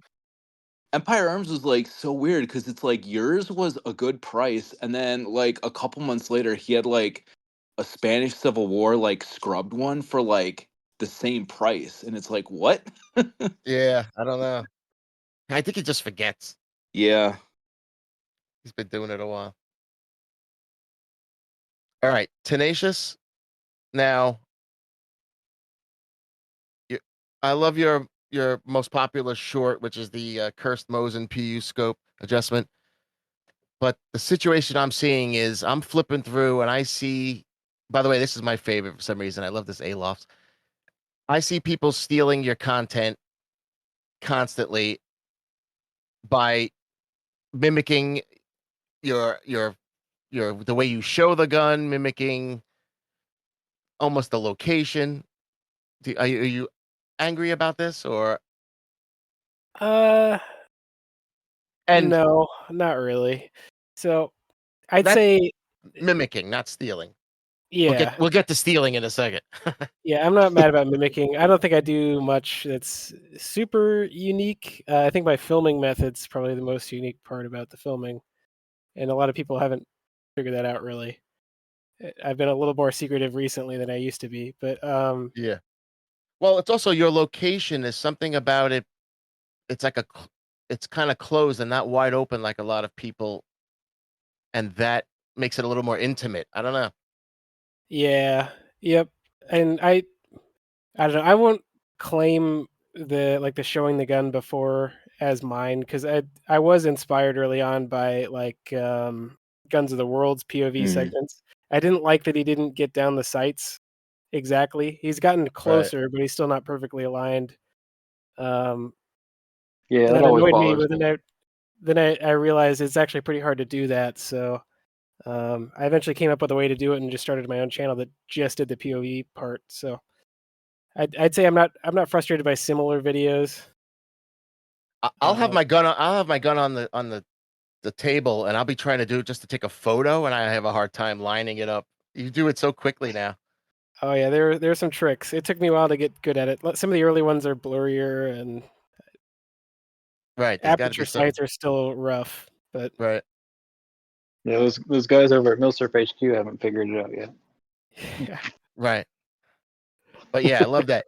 So now stealing. I've seen your content on other people, like I've seen it on Twitter a few times. I've seen other people like say it was there. I think on Facebook. oh How much yeah, is this worth? And it's you shooting it. I'm like, what? yeah. That's I hate that.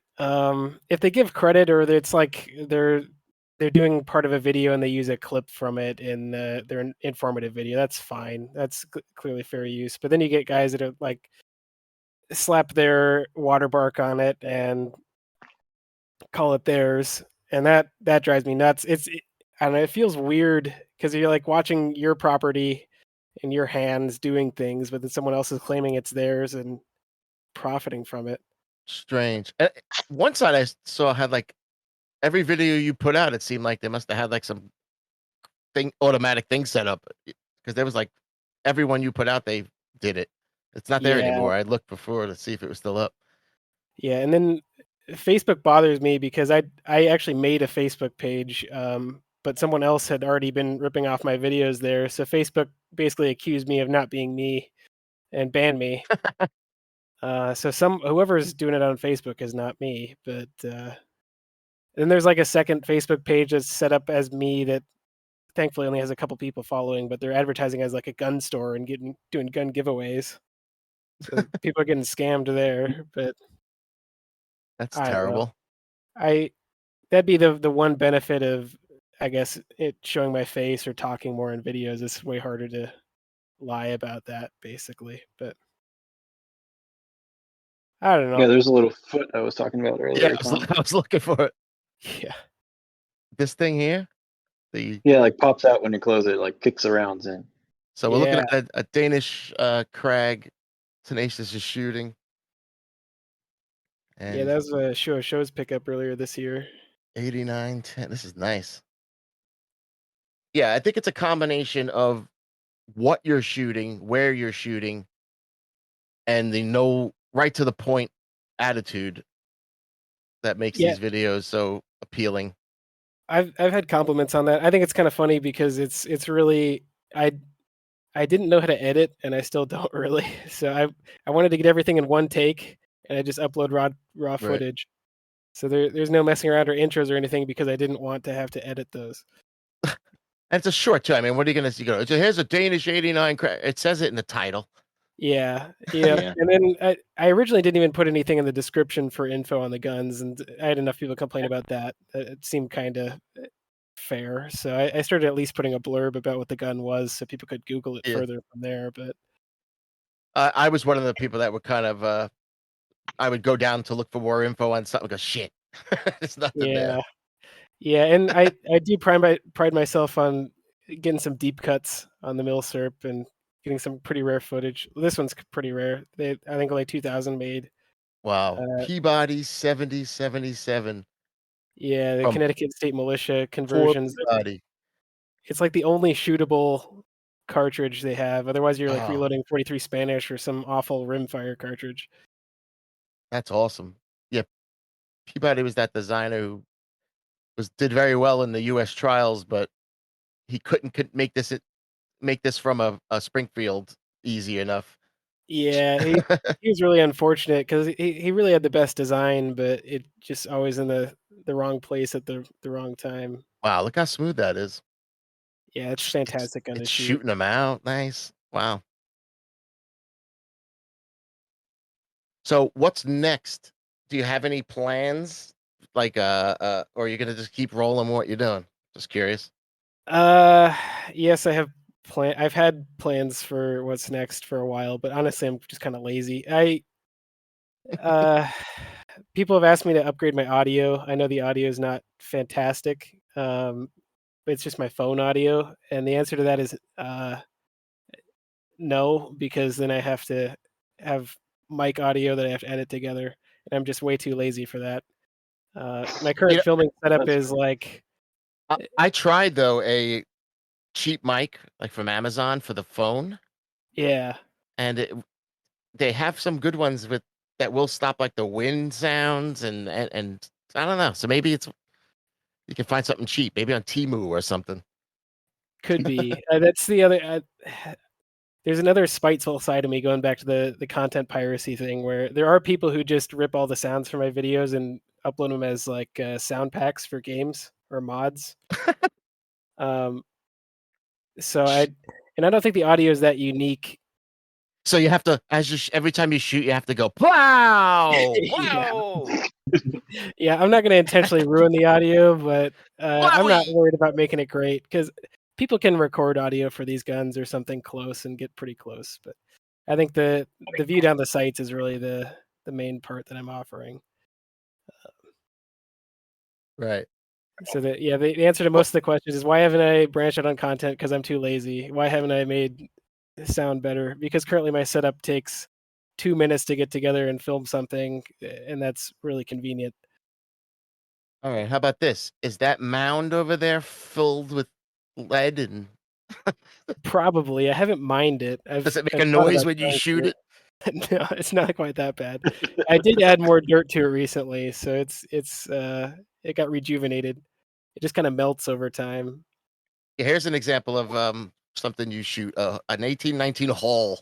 Yeah, that was a deep cut. I was proud of that one. Jeez. I think that was the first flintlock haul footage I could find online anywhere. Look at that. I felt a little bad because I found out later that Cap and Ball had just found one, had been working on footage too, so I kind of stole his thunder a little bit on footage, but he actually loaded it way more accurately than I did, and he went into a lot more of the history. So, Man, how many test shots did you do before you film? Like for this? 0. Well, I take that back. My dad came over and we did one. He shot it once, and then it was straight into the video because we wanted to make sure it worked. How many shots then total? It's probably been shot maybe 6 times total. I don't want to put too much mileage on it because it's a pretty minty one. So I almost wish it was a little rougher because I wouldn't feel bad about putting wear on it. I mean, this is remarkable. Look at that. I mean, where the hell was it all this time that it's in this great condition? Yes, I found out there are a number of really, really nice ones dated 1838 out on the market. And they all came out of a crate of unissued ones they found when they were cleaning out Benicia Arsenal in California in I think the 50s or 60s. So they're like I don't know, a dozen or so of these like super minty 1838 dated ones floating around out there in the market. Because they were in a upon crate for one. 120 years. Yeah. Yeah. Wow. Oh yeah, I forgot about those. Bit of a head start on the wear over time. So. I was focusing more on like just content videos, but there's other branches. Like there's a whole world of people who just shoot and a world of people who just restore rusty firearms, you know? So I'll just throw out a couple names. You can go check them out yourself on your own. Vintage Rifle Shooters Club is a like Russian sniper dude, and he's pretty badass. And he reviews a lot of different sniper rifles and does some competitions and gives you some best snipers in the world and stuff and Ukraine shit. But he's I always get a kick out of his videos because he talks just like my uncles. Yeah, he's I Same think from accent. Poland. Is he? I don't know. I didn't get it.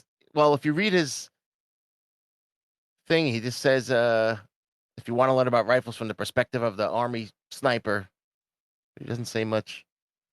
He was a sniper in the U.S. Army, and I think he's originally from Poland. He's apparently better known for his AK channel, which he started before this. I didn't know that until earlier this year, but yeah, he knows his stuff. He served as a sniper, and I think maybe an instructor after that. Yeah, so he definitely I listened to one video and you know he knows his shit. And so if you're interested in any sniper rifles in particular, he's got a lot of different ones, and he's pretty He's badass. AK Operators Union. Yeah. Yeah. I was Yeah, that's pretty very popular thrown YouTube off channel. when I realized he made a second channel after watching him as AKOU for years. Yeah, I didn't know he made a second channel. It's cool. Yeah, because I was watching, and then one day I'm like, why isn't he shooting an AK? Oh, wait, that's a different channel. Let me see what's going on here. Yeah. Yeah. And this one was good, the P14, because everyone talks about that being kept around because it was so accurate and all that, and he kind of proves it. Yeah. And then Rusty Restore, this Oh, guy, jeez. he does guns and some other stuff and a lot of guitars. Interestingly enough, he's got a lot of guitars, boom boxes and shit. But that's one. Rusty Restore and Raycom Projects always does these weird ones. Not sure. They make them from scratch a lot of times. They Yeah, that Car the 98. Oh my gosh, stock. that's so much work. Yeah. He's got like 20 just bare Danish Krag receivers too. I talked to him on like I think he's on the CN Arsenal Discord server. He was hanging around there before he started his channel, but yeah, he's got really interesting projects. Really into the Krags mostly. Yeah, it's really, you get stuck watching it and like, holy shit, I just watched 6 of these things. Yeah. And I feel bad. I'm like, I'm glad I'm not doing that. I'm like, oh, I'm glad I'm not making the original Car 90. It's like, this one's the hardest one. I'm gonna make. You're like, oh shit. But yeah, that's fun to watch. I'll take a detour over to Instagram just to throw out a few I was looking at. Abby Milsurps on Instagram. There's a lot of guns in beautiful scenarios. No bullshit, just there's flintlocks and this. I think there's some modern guns here, but at the end of the Milsurp spectrum. But there's beautiful. I love these. Look at that. Milsurp Nerd. This guy is just only got 836 followers. I'm just gonna give this dude some followers. Looks like a young dude. Hung out at Yeah, he's visited Desmond Doss. Well, that's a stealing my familiar fence fence picks. line. Hey, Yeah. wait a minute. That's not my fence. Wrong fence. So It's not yeah, Holmes's fence either. shout out to Milsurp Nerd. Hey, while we're at it, Milsurp Addict, another guy who puts his shit in the woods. You know, he's got grenades there. I respect the work that goes in this. This guy's fun. One IJA Militaria, the site, the website too, but they have a lot of good, like never before seen. Hopefully, he's also not opening his mouth supporting Imperial Japanese propaganda. We can hope. But it's just fun to look at the photos, regardless of Yeah. politics. But it's a lot of great things, a lot of things that were shot. And then last here, I have Milsurp on green screen. Look at this guy. Not He's a doing green an screen. Austrian loading 1794 drill from the 1794 drill manual. And he's wearing a 1798 Austerlitz campaign outfit. Could this be the future of Tenacious? You never know. He might change his angle. Oh yeah. I just need the arms of the uniform. Can I get a discount for that? You probably could. And then, so this guy, there you go. But again, beautiful. This is 71. If you like just looking at Milsurp while you're on the toilet, check these guys out. What a shout out. True. Yeah. And last but not least on my list here, I just found 3 guys that are brand new, need some subscribers. This guy's trying. He restored a British Enfield He's the Patriot Experience on YouTube, and he's in another shack where he's in a hidden location, and he bought a new stock. Does an unboxing here, and Flex on everybody with the Puko knife. yeah. So he's just a new dude that's trying here. He just purchased some Garans at the CMP, so if you want to see what field grade looks like. Damn, 40-minute video? Yeah. Yeah. Wait, what's that stock? Yeah, that's quite the spread.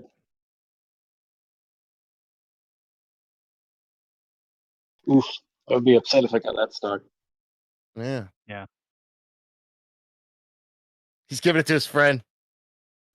Wait, is Shaw purchasing? You can't do that. Ooh, Eh, nope. gifting. Wow.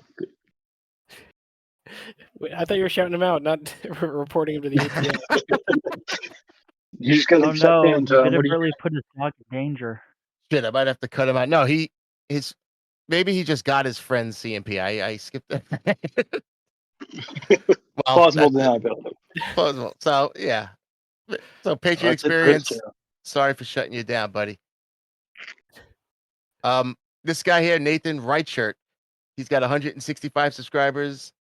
He just started out. You see here, he's got a lot of Vetterli video and RTI stuff. But I just thought this rack Damn. was funny that he brought out with him. It's just a strange thing to have out there.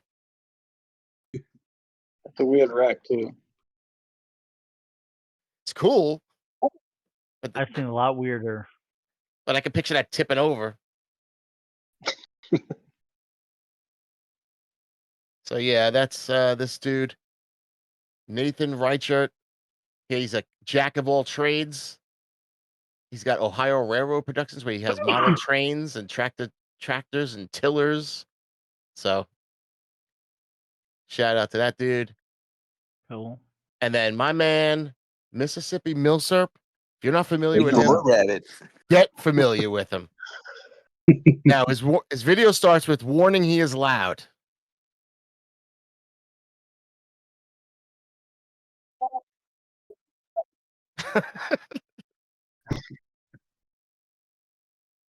Yeah, big boy rabbit. So yeah, we're gonna get Big Boy Rabbit on the show. Got to get him on here. So he does, as you see here, Royal Tiger. He's their number 1 or 2. Maybe him and Readiness Reviews go back and forth. He's Yeah. purchased I a will say I shitload. appreciate his enthusiasm. Yes, That he does have. he has At it, but least he he's hasn't gone cynical, so let's call that a plus. but where a lot of guys are boring, he is fun. He reloads. He tests his guns out as shitty, even in shit condition. He'll go out there with a gun with 19 cracks in it, splitting cases, and he's like, "All right, here we go." So he's fun. I respect it. Calling it as it is, at least. Yeah, and he's not afraid to get dirty, as you see. He does mud tests, and he's out in the woods crawling on the floor at times. Like, look, he's in a cave saving animals. Like, even in this one, did he do it? Yeah, what? No. Something even the spouses can watch. Yeah. So look where he is. He's like, where I'm from, that's where all the ticks are, right at this area. But yeah, that's my man, Mississippi Milsurp. And then Adirondack reminded me of these videos. Yeah, I think someone had pasted them in the Discord. Oh yeah, the one that finally is able to compete with Triangle 26. Right. So there's Triangle 26, which is oops. These are the wrong people. Here. Triangle 26, which is this fella here. A lot of Mr. The SKS man I had to talk. go to when I had questions about my SKS. But Type 56, Story of the SKS and AK-47 in China is the name of the channel. And Type 56 Ordnance Department is the official name. That's strange. But there's a lot of good info this guy has. I went through a few things, and Well, yeah, Here's an because I can't think of that many people that are like subject matter experts on the PLA. right.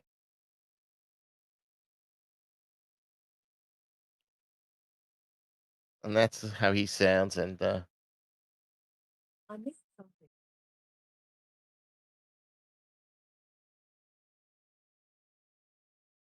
so that's this fella. Well, I Type guess I get to subscribe to him. Yeah, Type 56 story of the SKS and AK-47 in China. Now Yeah, just I seeing like how many videos the he makes length of the on videos. They're that. pretty good. Yeah. Oh yeah, not too long, all under a half hour. That actually is like a sweet spot for timing, honestly. That's really Yeah. good. And then I had a Boondock Ballistician, Oh One of- yeah, her. one of the very few females in the world here. And as Adirondack, Adirondack, I'm calling him, but he's Dylan, as he pointed out, she is definitely into guns. So here's her intro for this one. You can tell she's into it. She's not just sticking around. Hmm.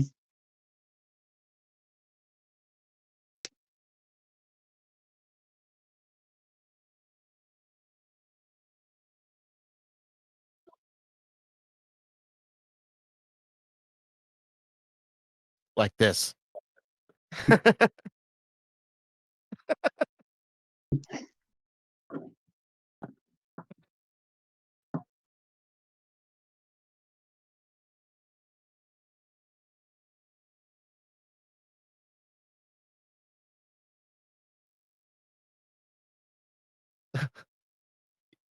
Yeah, so Yeah. she's fun. She has good topics. She tries to be jokey. Yeah. Her last video about potting electronics was actually pretty good. Like it's actually a pretty good DIY video. Oh. Ponyo, that's I mean, cool. shit, I'm just happy there's more female YouTubers getting into the gun game. Yeah, exactly. Right. And she's got the one here I watched too, the Swedish AG-42B and ballistics analysis. She's shooting up a Cybertruck over here. The M1A pistol. So yeah, this is a fun one. She is Boondock Ballistician. She loves her dog. That's why it's on there. That's the only comment on her is she loves her dog. Her shield against the ATF. And then Triangle 26. So we had this guy talking about the SKS in China. She was talking about what the SKS is. And he's just And then SKS. this guy is answering the question everyone wants to know. How rare is my SKS? Mhm. And he uses the triangle he made here. Yes.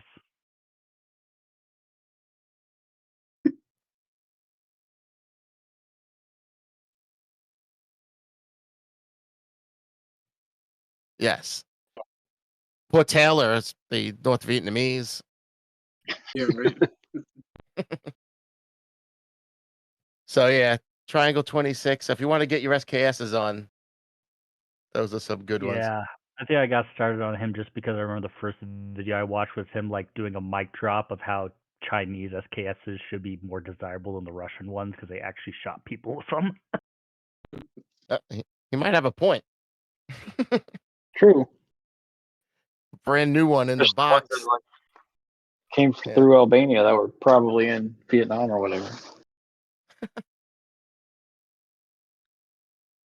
Anyone else have any channels you'd like to shout out? Anyone, any new channels? Yeah, let me see it. Let me see if I can find it because I know my problem is the name was just so damn long. Yeah, that could be a problem. Hmm. Well, it's not going to be as long as Type 56 story of the SKS and the AK-47 in China. No, definitely not. Oh gosh, I have to do some digging. And as always, shout out Oh, I to think I found it. See an Arsenal, Forgotten Weapons, Hickok 45. If you don't know those guys, you're Yes, the not doing it OGs. right. I guess one I don't know if they've been mentioned before, but Great Northwest Weaponry. Oh yeah. Yeah, we mentioned him earlier. They have some good Okay. shorts. Okay, I must Yeah. have missed that one big time. No, they were in the Discord, the gun collab, the Discord. Yeah, Oh, that okay. was Oh, that's right. pre-show chatter. Yeah. Got it. Yeah, they post a lot of MILSURP, and I've learned a few things from this dude. hmm And then I think there's one other one that I remember that I keep mixing up with them just because their backgrounds are always the same. It was, if I can find it, is a better question. Yeah, like this guy's out in the Great Northwest, obviously, but he's in Yeah. snow a lot of times, and I think it's his Instagram is a lot of these snowy pine trees and the guns Yeah, he and like the treks out into sunrise. wilderness. It's pretty cool. Yeah, Oh, that was the other one I kept mixing him up with because his channel name's actually really similar. It's a Forest Firearms. forest fire. Yeah. I ended up stumbling across his channel. I was trying to find information on how to make my Nambu a bit more reliable. I think that's a bit more of his older videos though, because I want to say those were at least a couple years old, unfortunately. All right, but yeah, he seems like a man's man here. Busy. He's got bows. He's fishing. He's hunting. He's shooting. Oh, and he was one of the few guys I found that He's in did a the video on a snow. Remington Model 29.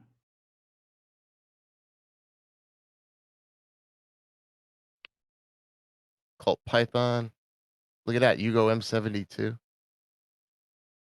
Yes, that's good. Yeah, the parts kit surplus. I think we got all our friends' channels too, right? Trying to think of Oh, forgot MILSURP World. yeah, MILSURP World.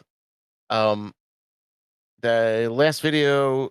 I hadn't watched the last one yet. He just put out a new one after a while. They've been putting out the podcast though. So yeah, MILSURP World, Danny Aaron.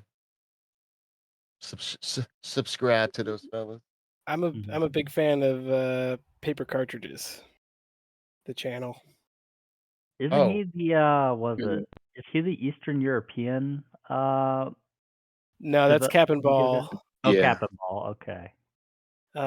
Paper cartridges is similar. He does a lot of weird, like old cartridge revival stuff, though. Like he Okay. just recently did the Maynard tape primer for the Springfield 1885 or 1855. Oh, Okay. cool. Yeah, He he's got made a the he like 1886 handmade the lapel. tapes, and he Yeah. was messing around with he like revived these old Austrian experimental gun cotton cartridges, and he like made his own gun cotton. Nice. It's like a pre-smokeless experimental Yeah. stuff. He He makes his even own has black a powder, and he sells cartridges too online, but he goes into crazy detail with it. he has a few books about making black powder and like a book on the Enfield, the P53 Enfield, I think. Yeah, yep. He makes Wow. Pritchett cartridges, and Subscribed. I gotta check this out. That's pretty cool. he's got I a really good black powder overview too. It's like an hour long, but it basically explains what black powder is, how the different grades work, and which brands work better, and even like which wood types are the make the best black powder. wow, And I that's guess awesome. it's less a channel and more a person because I think he's on like 3 different channels now with friggin' Jonathan Ferguson, Yeah, he's leader all of the over Royal now. Armories. Yeah. The keeper of firearms and artillery at Yeah, the you Weapons gotta and use More full title. TV. Yeah. They have all those guys in there.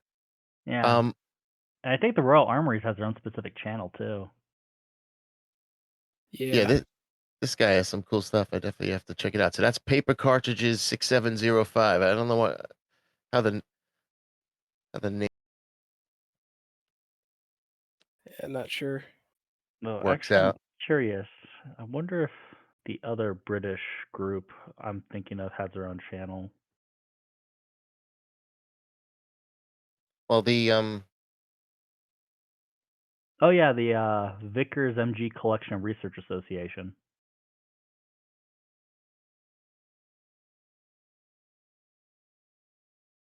Which is ironic because I stumbled into them for their non-Vickers content and then realized they have a boatload of Vickers content. Vickers MG Collection and Research Association. Yeah. It's a really long title. I'm gonna give him that. Yeah, it's Holy what cow! a name. The Shoot the Vickers. Wow, that's a fun one. Yeah. I gotta check that out. Look at this site. They're really expert YouTubers, the way they broke this down. Yeah. Collection, Very photo organized. analysis. Hey, if you really want to learn about Vickers, they got everything apparently. Wow. And this is just Vickers. Wow. That's a lot of respect. Hey, the Vickers got around. Jeez. Vickers MG Look. Collection and Research Association, fellas. Yeah. And I Check still You that know, remember out. they them like less for the Vickers guns and more about the Webley revolver at the time. Jeez. Because they were one of the first channels I bumped into when I was just trying to find more information about the 38 Webleys. All right, boys and girls, any more channels? I got I some got one watching Just more. a to do. quick. Oh, Oh Oh. boy. Go Go ahead. for it.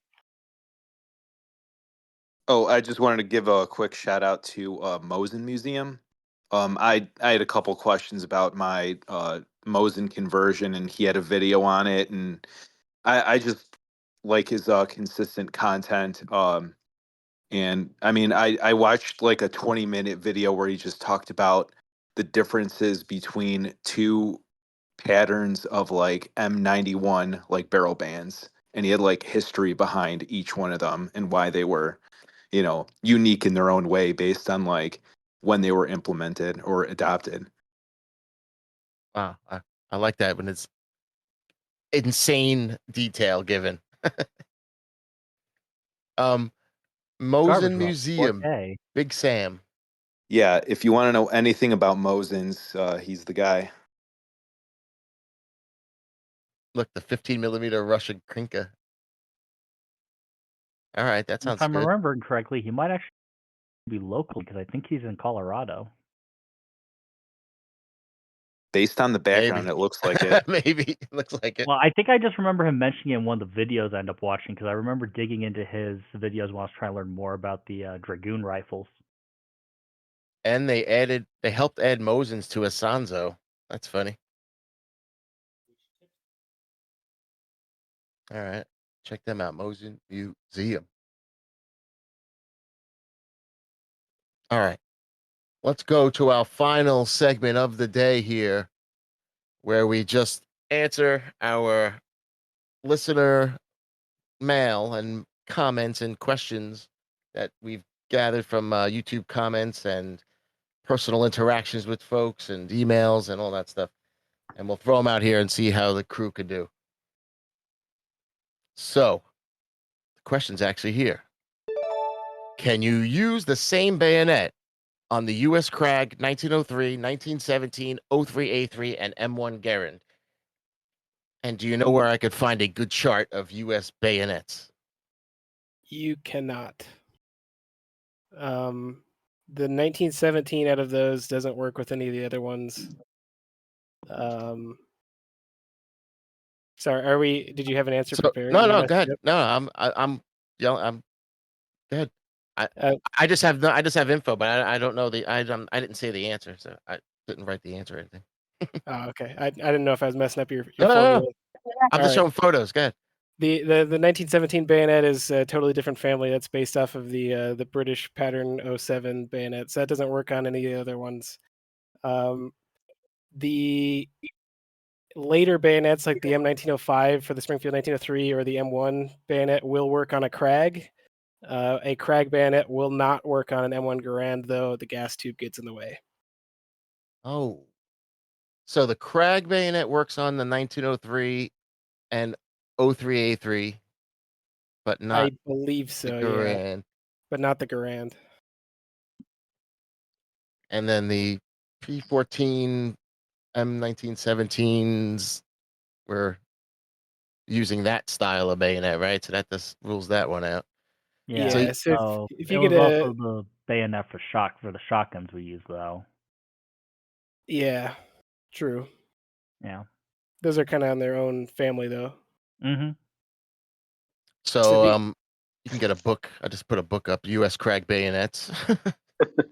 Look how many. I have a book. I always thought there was this one, but then there's the shorter one, the bolo. I didn't realize there was a shorter pattern for the Krag. Interesting. Weird. Yep. Then there's this book, Bayonets of the World. So the guy said, any charts, get yourself a good bayonet book. They just came out with a new edition of that recently, right? Think so. I need a I like digital versions because I could check from anywhere. You I'll know? admit I'm kind of a sucker for both, but that's only just because if it sits in front of me, I kind of like having the paper version beside me instead of the digital version. If I'm home, I'll go read it. It's fun. Yeah. But yeah, Bayonets of the World. But yeah, so the answer was no, you cannot use the same bayonets on all of them, but almost. Just there's some cross compatibility. Some. Yeah, but some backwards compatibility. You just gotta get a 1905 or an M1, and that'll cover all of them except for the M1917. Yeah, that's good. All right, I have a Lee Enfield #1 Mark III Star that is marked with HV on the stock. My research has led me to believe it means high velocity, and I've heard this meant that it was either a former sniper rifle or it was modified to use special machine gun ammo, but I don't know. Any clear idea what this is about? So I have a photo of it here. It's a HV, as he said. And there's always these British stocks are always filled with fun stuff. Mm-hmm. Well, that's an Australian one. It's Lithgow. And some of there. And from what I personally found from my brand new book, I bought the Skinnerton Enfield book and the other Skinnerton markings book. So I'm all over this.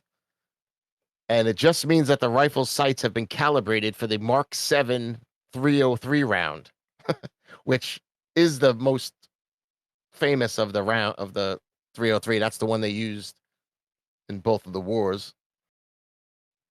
But that's all it means. Nothing special. Sorry.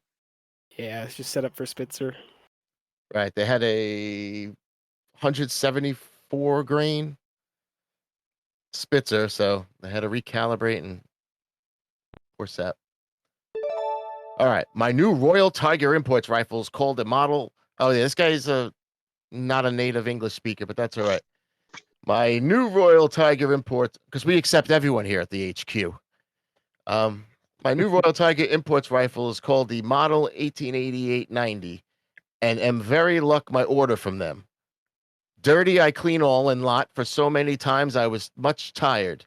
I listened to the podcast and like you, and want you to know me. The sights are in meters. My Steyr 1895 carbine is meters. When did they use first time? So is the 8890 in Schritt or meters? Yeah, Yes, is the question. So it's in Schritt, and then when did they? Do we know when they changed? What was the first one? I don't know if they did change it. Well, isn't the 95s in meters? Or is the 95 34s in meters? Shit. I thought they maintained Schritt until the end of the Austrian-Hungarian Empire. I But did I could be wrong about that. I wrote it down. It says from Hungary.com, our pals over there. Oh, here's a photo of an 8890. And here's all the sites. These guys here, Hungary, these dudes, they said the sites were still in Schritt on all Mannlichers until the 1930s conversions. Yeah, I was gonna say after because the fall of the Austro-Hungarian Empire. Yeah, because Europe adopted the meter like widespread in like the 30s. Well, Austria adopted the metric system in the 1870s or something, but they left they left it in Schritt. Now, a Schritt, as we keep saying it, we didn't explain it, is around 29.9 inches. Which they say is roughly a British marching pace. A yard is 36, so it's a little less. Yeah. And Arshin, which is the Russian original unit, is 28 inches. So that's pretty close. The joys of military tradition. On a side note, when I was researching this about the Schritt and everything, I found a letter where the U.S. was asking Austria how it's going since you converted. Is anything screwed up since you went to the metric system? Because we're thinking of going to the metric system. So the U.S. was getting close in 1896. And you know how that went. Yep. Austria probably said, "Don't do it. It sucks." It's like, we're going to be full-on Imperials, dang it. All right. So to answer the dude's question, it is in, it's not in meters. It's in Schritt. And yeah, your car is in meter. That's when they first did it during that. Now watch Unless Aaron tell us they- we're wrong. Yell at us.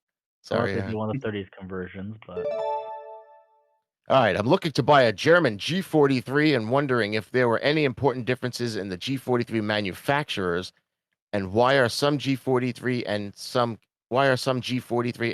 K43 Is there a difference? Ooh. who's the local German expert? As, Uni. as far as I know, from what I researched, there's no difference. They changed to K43 late in 44. And I think it was just a reorganizing of the way they name things at that time. Germans are always busy doing shit, huh? So here, of course, is a G43, and I looked and said, which are the best manufacturers? The consensus is the the Berlin Lubriker, the Dove DUV and QVE ones is Danny, are usually the better ones. That's just a consensus. Well, time too, because didn't he release a G43 video a couple days back about folks just talking smack about him? Yeah, he was like Dude. defending it. Yeah, in defense of the G43 or something. Yeah, I like my G43. I'm going to defend it as well. So yeah, the G43, the manufacturers, guy asked, are there differences? BLM's the best, apparently, and K43 is just a different name. Boom. Did Oswald use a 6.5 or a 735 Carcano? I need to know what to get from RTI. Allegedly. Classic. Allegedly. 6.5. Yeah. So here he He had is. he had like the very specific model they only made for like 2 years. Yeah. Is The one the where they actually had an optic on it when they sold it. the 9138 short rifle. Yep. Yep. I don't The know if 90 RTI has this variant. They I sometimes think they do. might. Ew. I think A lot of I the think times they have it's them in like the 735. individual. Yeah, but most of them were in 735 that I saw. I was looking. I was gonna try to make one because when I first started collecting I saw the optics for sale. So I was gonna base it all around like I'm buying the optics and I'll get the gun later, but the price went out of control and then I ran away fast. Well, at least 735 isn't unobtainium considering Steinel still does batches of them. Yep. But just don't get that bad ammo. I forgot what it's called now. Was it Precision? Oh, PCI? was it? Yeah, PCI. PCI. Oh Precision yeah, cartridge Yeah, they're or pretty something. bad. Yeah, because that's the Yeah. 735 I had. I was like, ah, shit, I Yeah. can't shoot it. I'm glad I only shot it in Arasaka before I realized I need to break this into components. Some numbers here. The 300,000 M38s were made in 735, of which 94,000 went to Finland. So a third around, and 600,000 were made in 6.5. Yep, So sounds twice about as right. many. All right, nice. All right, I was looking through an auction and came across a Remington Lee Navy rifle and a Winchester Lee Navy rifle. What's the difference? And were either used in large numbers by the Navy? I'll take this one. Yeah, it looks like Um, that's like you. the difference is almost everything mechanically, other than the designer. And both were used extensively by the Navy.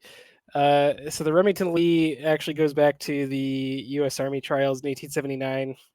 It's the first instance of interchangeable box mags or box mags at all. Lee had the patent on that. Had some problems, so they updated it in 1882 and gave it back to the Army. The Army didn't quite like it, but the Navy loved it. So in 1885, the Navy adopted it as their standard service rifle. That includes the Marine Corps because they're under the Department of the Navy. 85. So the trap door was still the regular Yeah, rifle, right?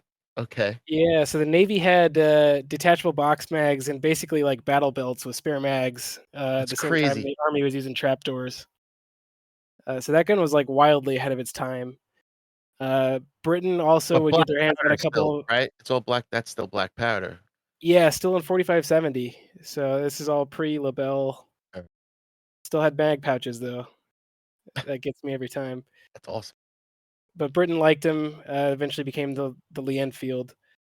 The other one, the Winchester Lee Navy, which is usually the one that people mean when they say Lee Navy, was their smokeless sequel to it. It's a straight pull.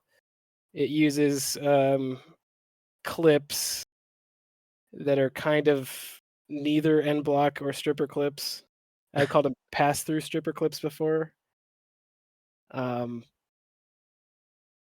It is a rimless cartridge. People say it's semi-rimmed and they're wrong. Such a radical design, though, compared to everything else Yeah, they were Yeah, using. six It's just- millimeter back then is crazy. yeah, they were burning their barrels pretty bad, but they had 2600 FPS on a round nose bullet in 1895 is wild. Way faster than the 7mm quote unquote Spanish Hornet. Yeah, I don't know. They're cool And rifles. and you said they both were used extensively by the Navy. That was their main rifle and all that. Yeah, the 1885 not as much in like major wars. They were used shipboard a lot, and they're just around.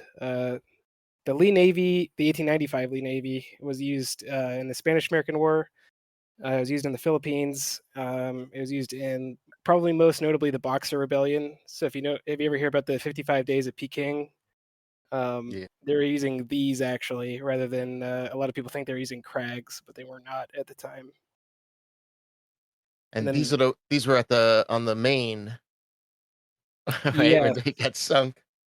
Yeah, and actually there were some trapdoors still on the main too. But that's the other thing they're kind of famous for is a bunch of them are recovered from the main and then sold to Bannerman, and then those pop up from time to time, and they go for like $15,000 or whatever. And is the serial range solid for that? Because like I hate the Custer serial range is so variable. Such a variable. No, no, it's very not solid. It's almost random numbers. I think they're all from the first contract. So the 1895 Lee Navy, they made they reserved 20,000 serial numbers, but they really only made about like 19,300 guns. So the first 10,000 went to the U.S. Navy. Then there was a 5,000 serial number gap that they didn't finish, where all the commercial guns were. And then there was a second contract for 5,000. So that goes from 15,000 to 20,000 in the serial range. So all the main guns at least fall in that first 10,000 rifles, but they're kind of randomly dispersed in that first 10,000. Shit. But I did see a few that they say they have paperwork that it was right. Isn't there some that have recovered from Yeah. the main So- somehow? Yeah, Congress had to approve the sale of these rifles because they were modern military rifles in service with an active warship, within the year. So they listed off the specific serial numbers pulled off of the main and authorized for sale. So that list is out there. You can find it online for free. All right, Really, that's but, cool. there are some that are not on that list. I've seen people think that list was all of the rifles pulled off the main, but there were some recovered by like the ship's crew from the salvaging of the main, and then there are some in the Right. Smithsonian that are not on that list. Interesting. So that list is only the ones that were just sold as souvenirs to the general populace. Man. And they and as far as cost, I know the Lee Navy, but I don't. How much is the Navy, Remington the Navy? 85 Remington? They were pretty close, although the 1895 has been going up in recent years. The 1885s are hovering around 1800 to 2500 range, I'd say. And the 1895 was like that until the last few years, but now they're pushing like 3000 for a nice one. It's heading over to where I'm just gonna have to see it on videos. Oh well. Yeah, Have too they much on pop my up- They list. never get cheaper. They just get more expensive. Yeah. They do sometimes go a lot cheaper than that, but you really have to be watching the small auctions. I have a lot of early Lees on my list, you know, as you look down, and Metfords and long Oh, Lees and that's and shit. I'm never They get gonna get there. expensive fast, yeah.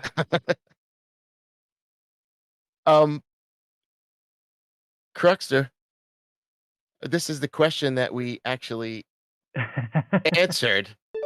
So, but you can answer a different way here. I'm aware of the Polish WZ-29s and the few World War II variants they use, but is it true they also made a new production Gewehr 98 length long rifles, I guess rifles, in the mid 30s? Why would they go backwards if true? And what were any differences between these and the long rifles and Gewehr 98? So yeah, shit. Well, the reason they went back is because they had too much vodka at the time. But no, if you guys go Accurate. back to the oddities, I kind of cover it there, like the justification of why they Yeah. went to the Gewehr 98 length rifles. And was it the second thing? What were the differences? Oh yeah, the flat tangent sight. Let's see what else. The wood stock made out of like beech parade wood. hook. Oh yeah, I think they still had the parade hook on those. Oh, how about a sling pass through? Because that's. Do I have a photo? Oh wait, I look, think- you do. Wait, there is no sling pass through. Hang on a second. I'm literally gonna go into my cabinet right now and grab one. The Germans stuck with that for a long time. So Putting that hole in the stock. yeah, they kept the sling pass through for the parade or that quick detach sling. And let's see.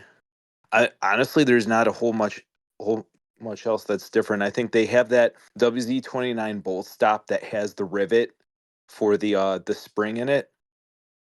But Right. everything else it's kind of Gewehr 98M style, where it's the Yeah. flat tangent sight. It is kind of wild that that's 40 plus years earlier, that design, and it's still Yeah, they and just said they went to it like, fuck it, let's go back. actually I'm pretty sure that because that like mandate was adopted by the like the military doctrine of the time, they had like hundreds of thousands of Imperial German Gewehr 98s in service or in their stocks that they just kind of cleaned up a little bit and issued those out. So I mean, like I've seen photos from like the late 1930s where there's like soldiers out there with like the Langevisier like rear sights on their long rifles. So I mean, hey, if it works, it works. Yeah, right. And if you have the ammo, fuck it. Yeah, And beggars can't be choosers when a war's right in front of them. yeah, exactly. Yep. That is our show, fellas. I think we've come to the end. I think we had a lot of good info. We were all over the place. We were back at the Hall rifle days, flintlocks. We were at some couple of SKSs and modern guns. And I hope we hit our goal that we taught someone somewhere something. Gotta be. So I want to thank you all for coming on, giving your time, sharing your knowledge, and hanging this long with us. Thank you, fellas. Yeah, thanks. It was fun. Thanks for having me. Yeah. And you're always Yeah, welcome glad y'all back, could join. of course. And Kelly, sorry you're doing this from a hotel room in Fresno or wherever, Sacramento, Yep. or I don't know where the hell you are. Something with an O at the end. Palo Alto. Somewhere in California. Somewhere.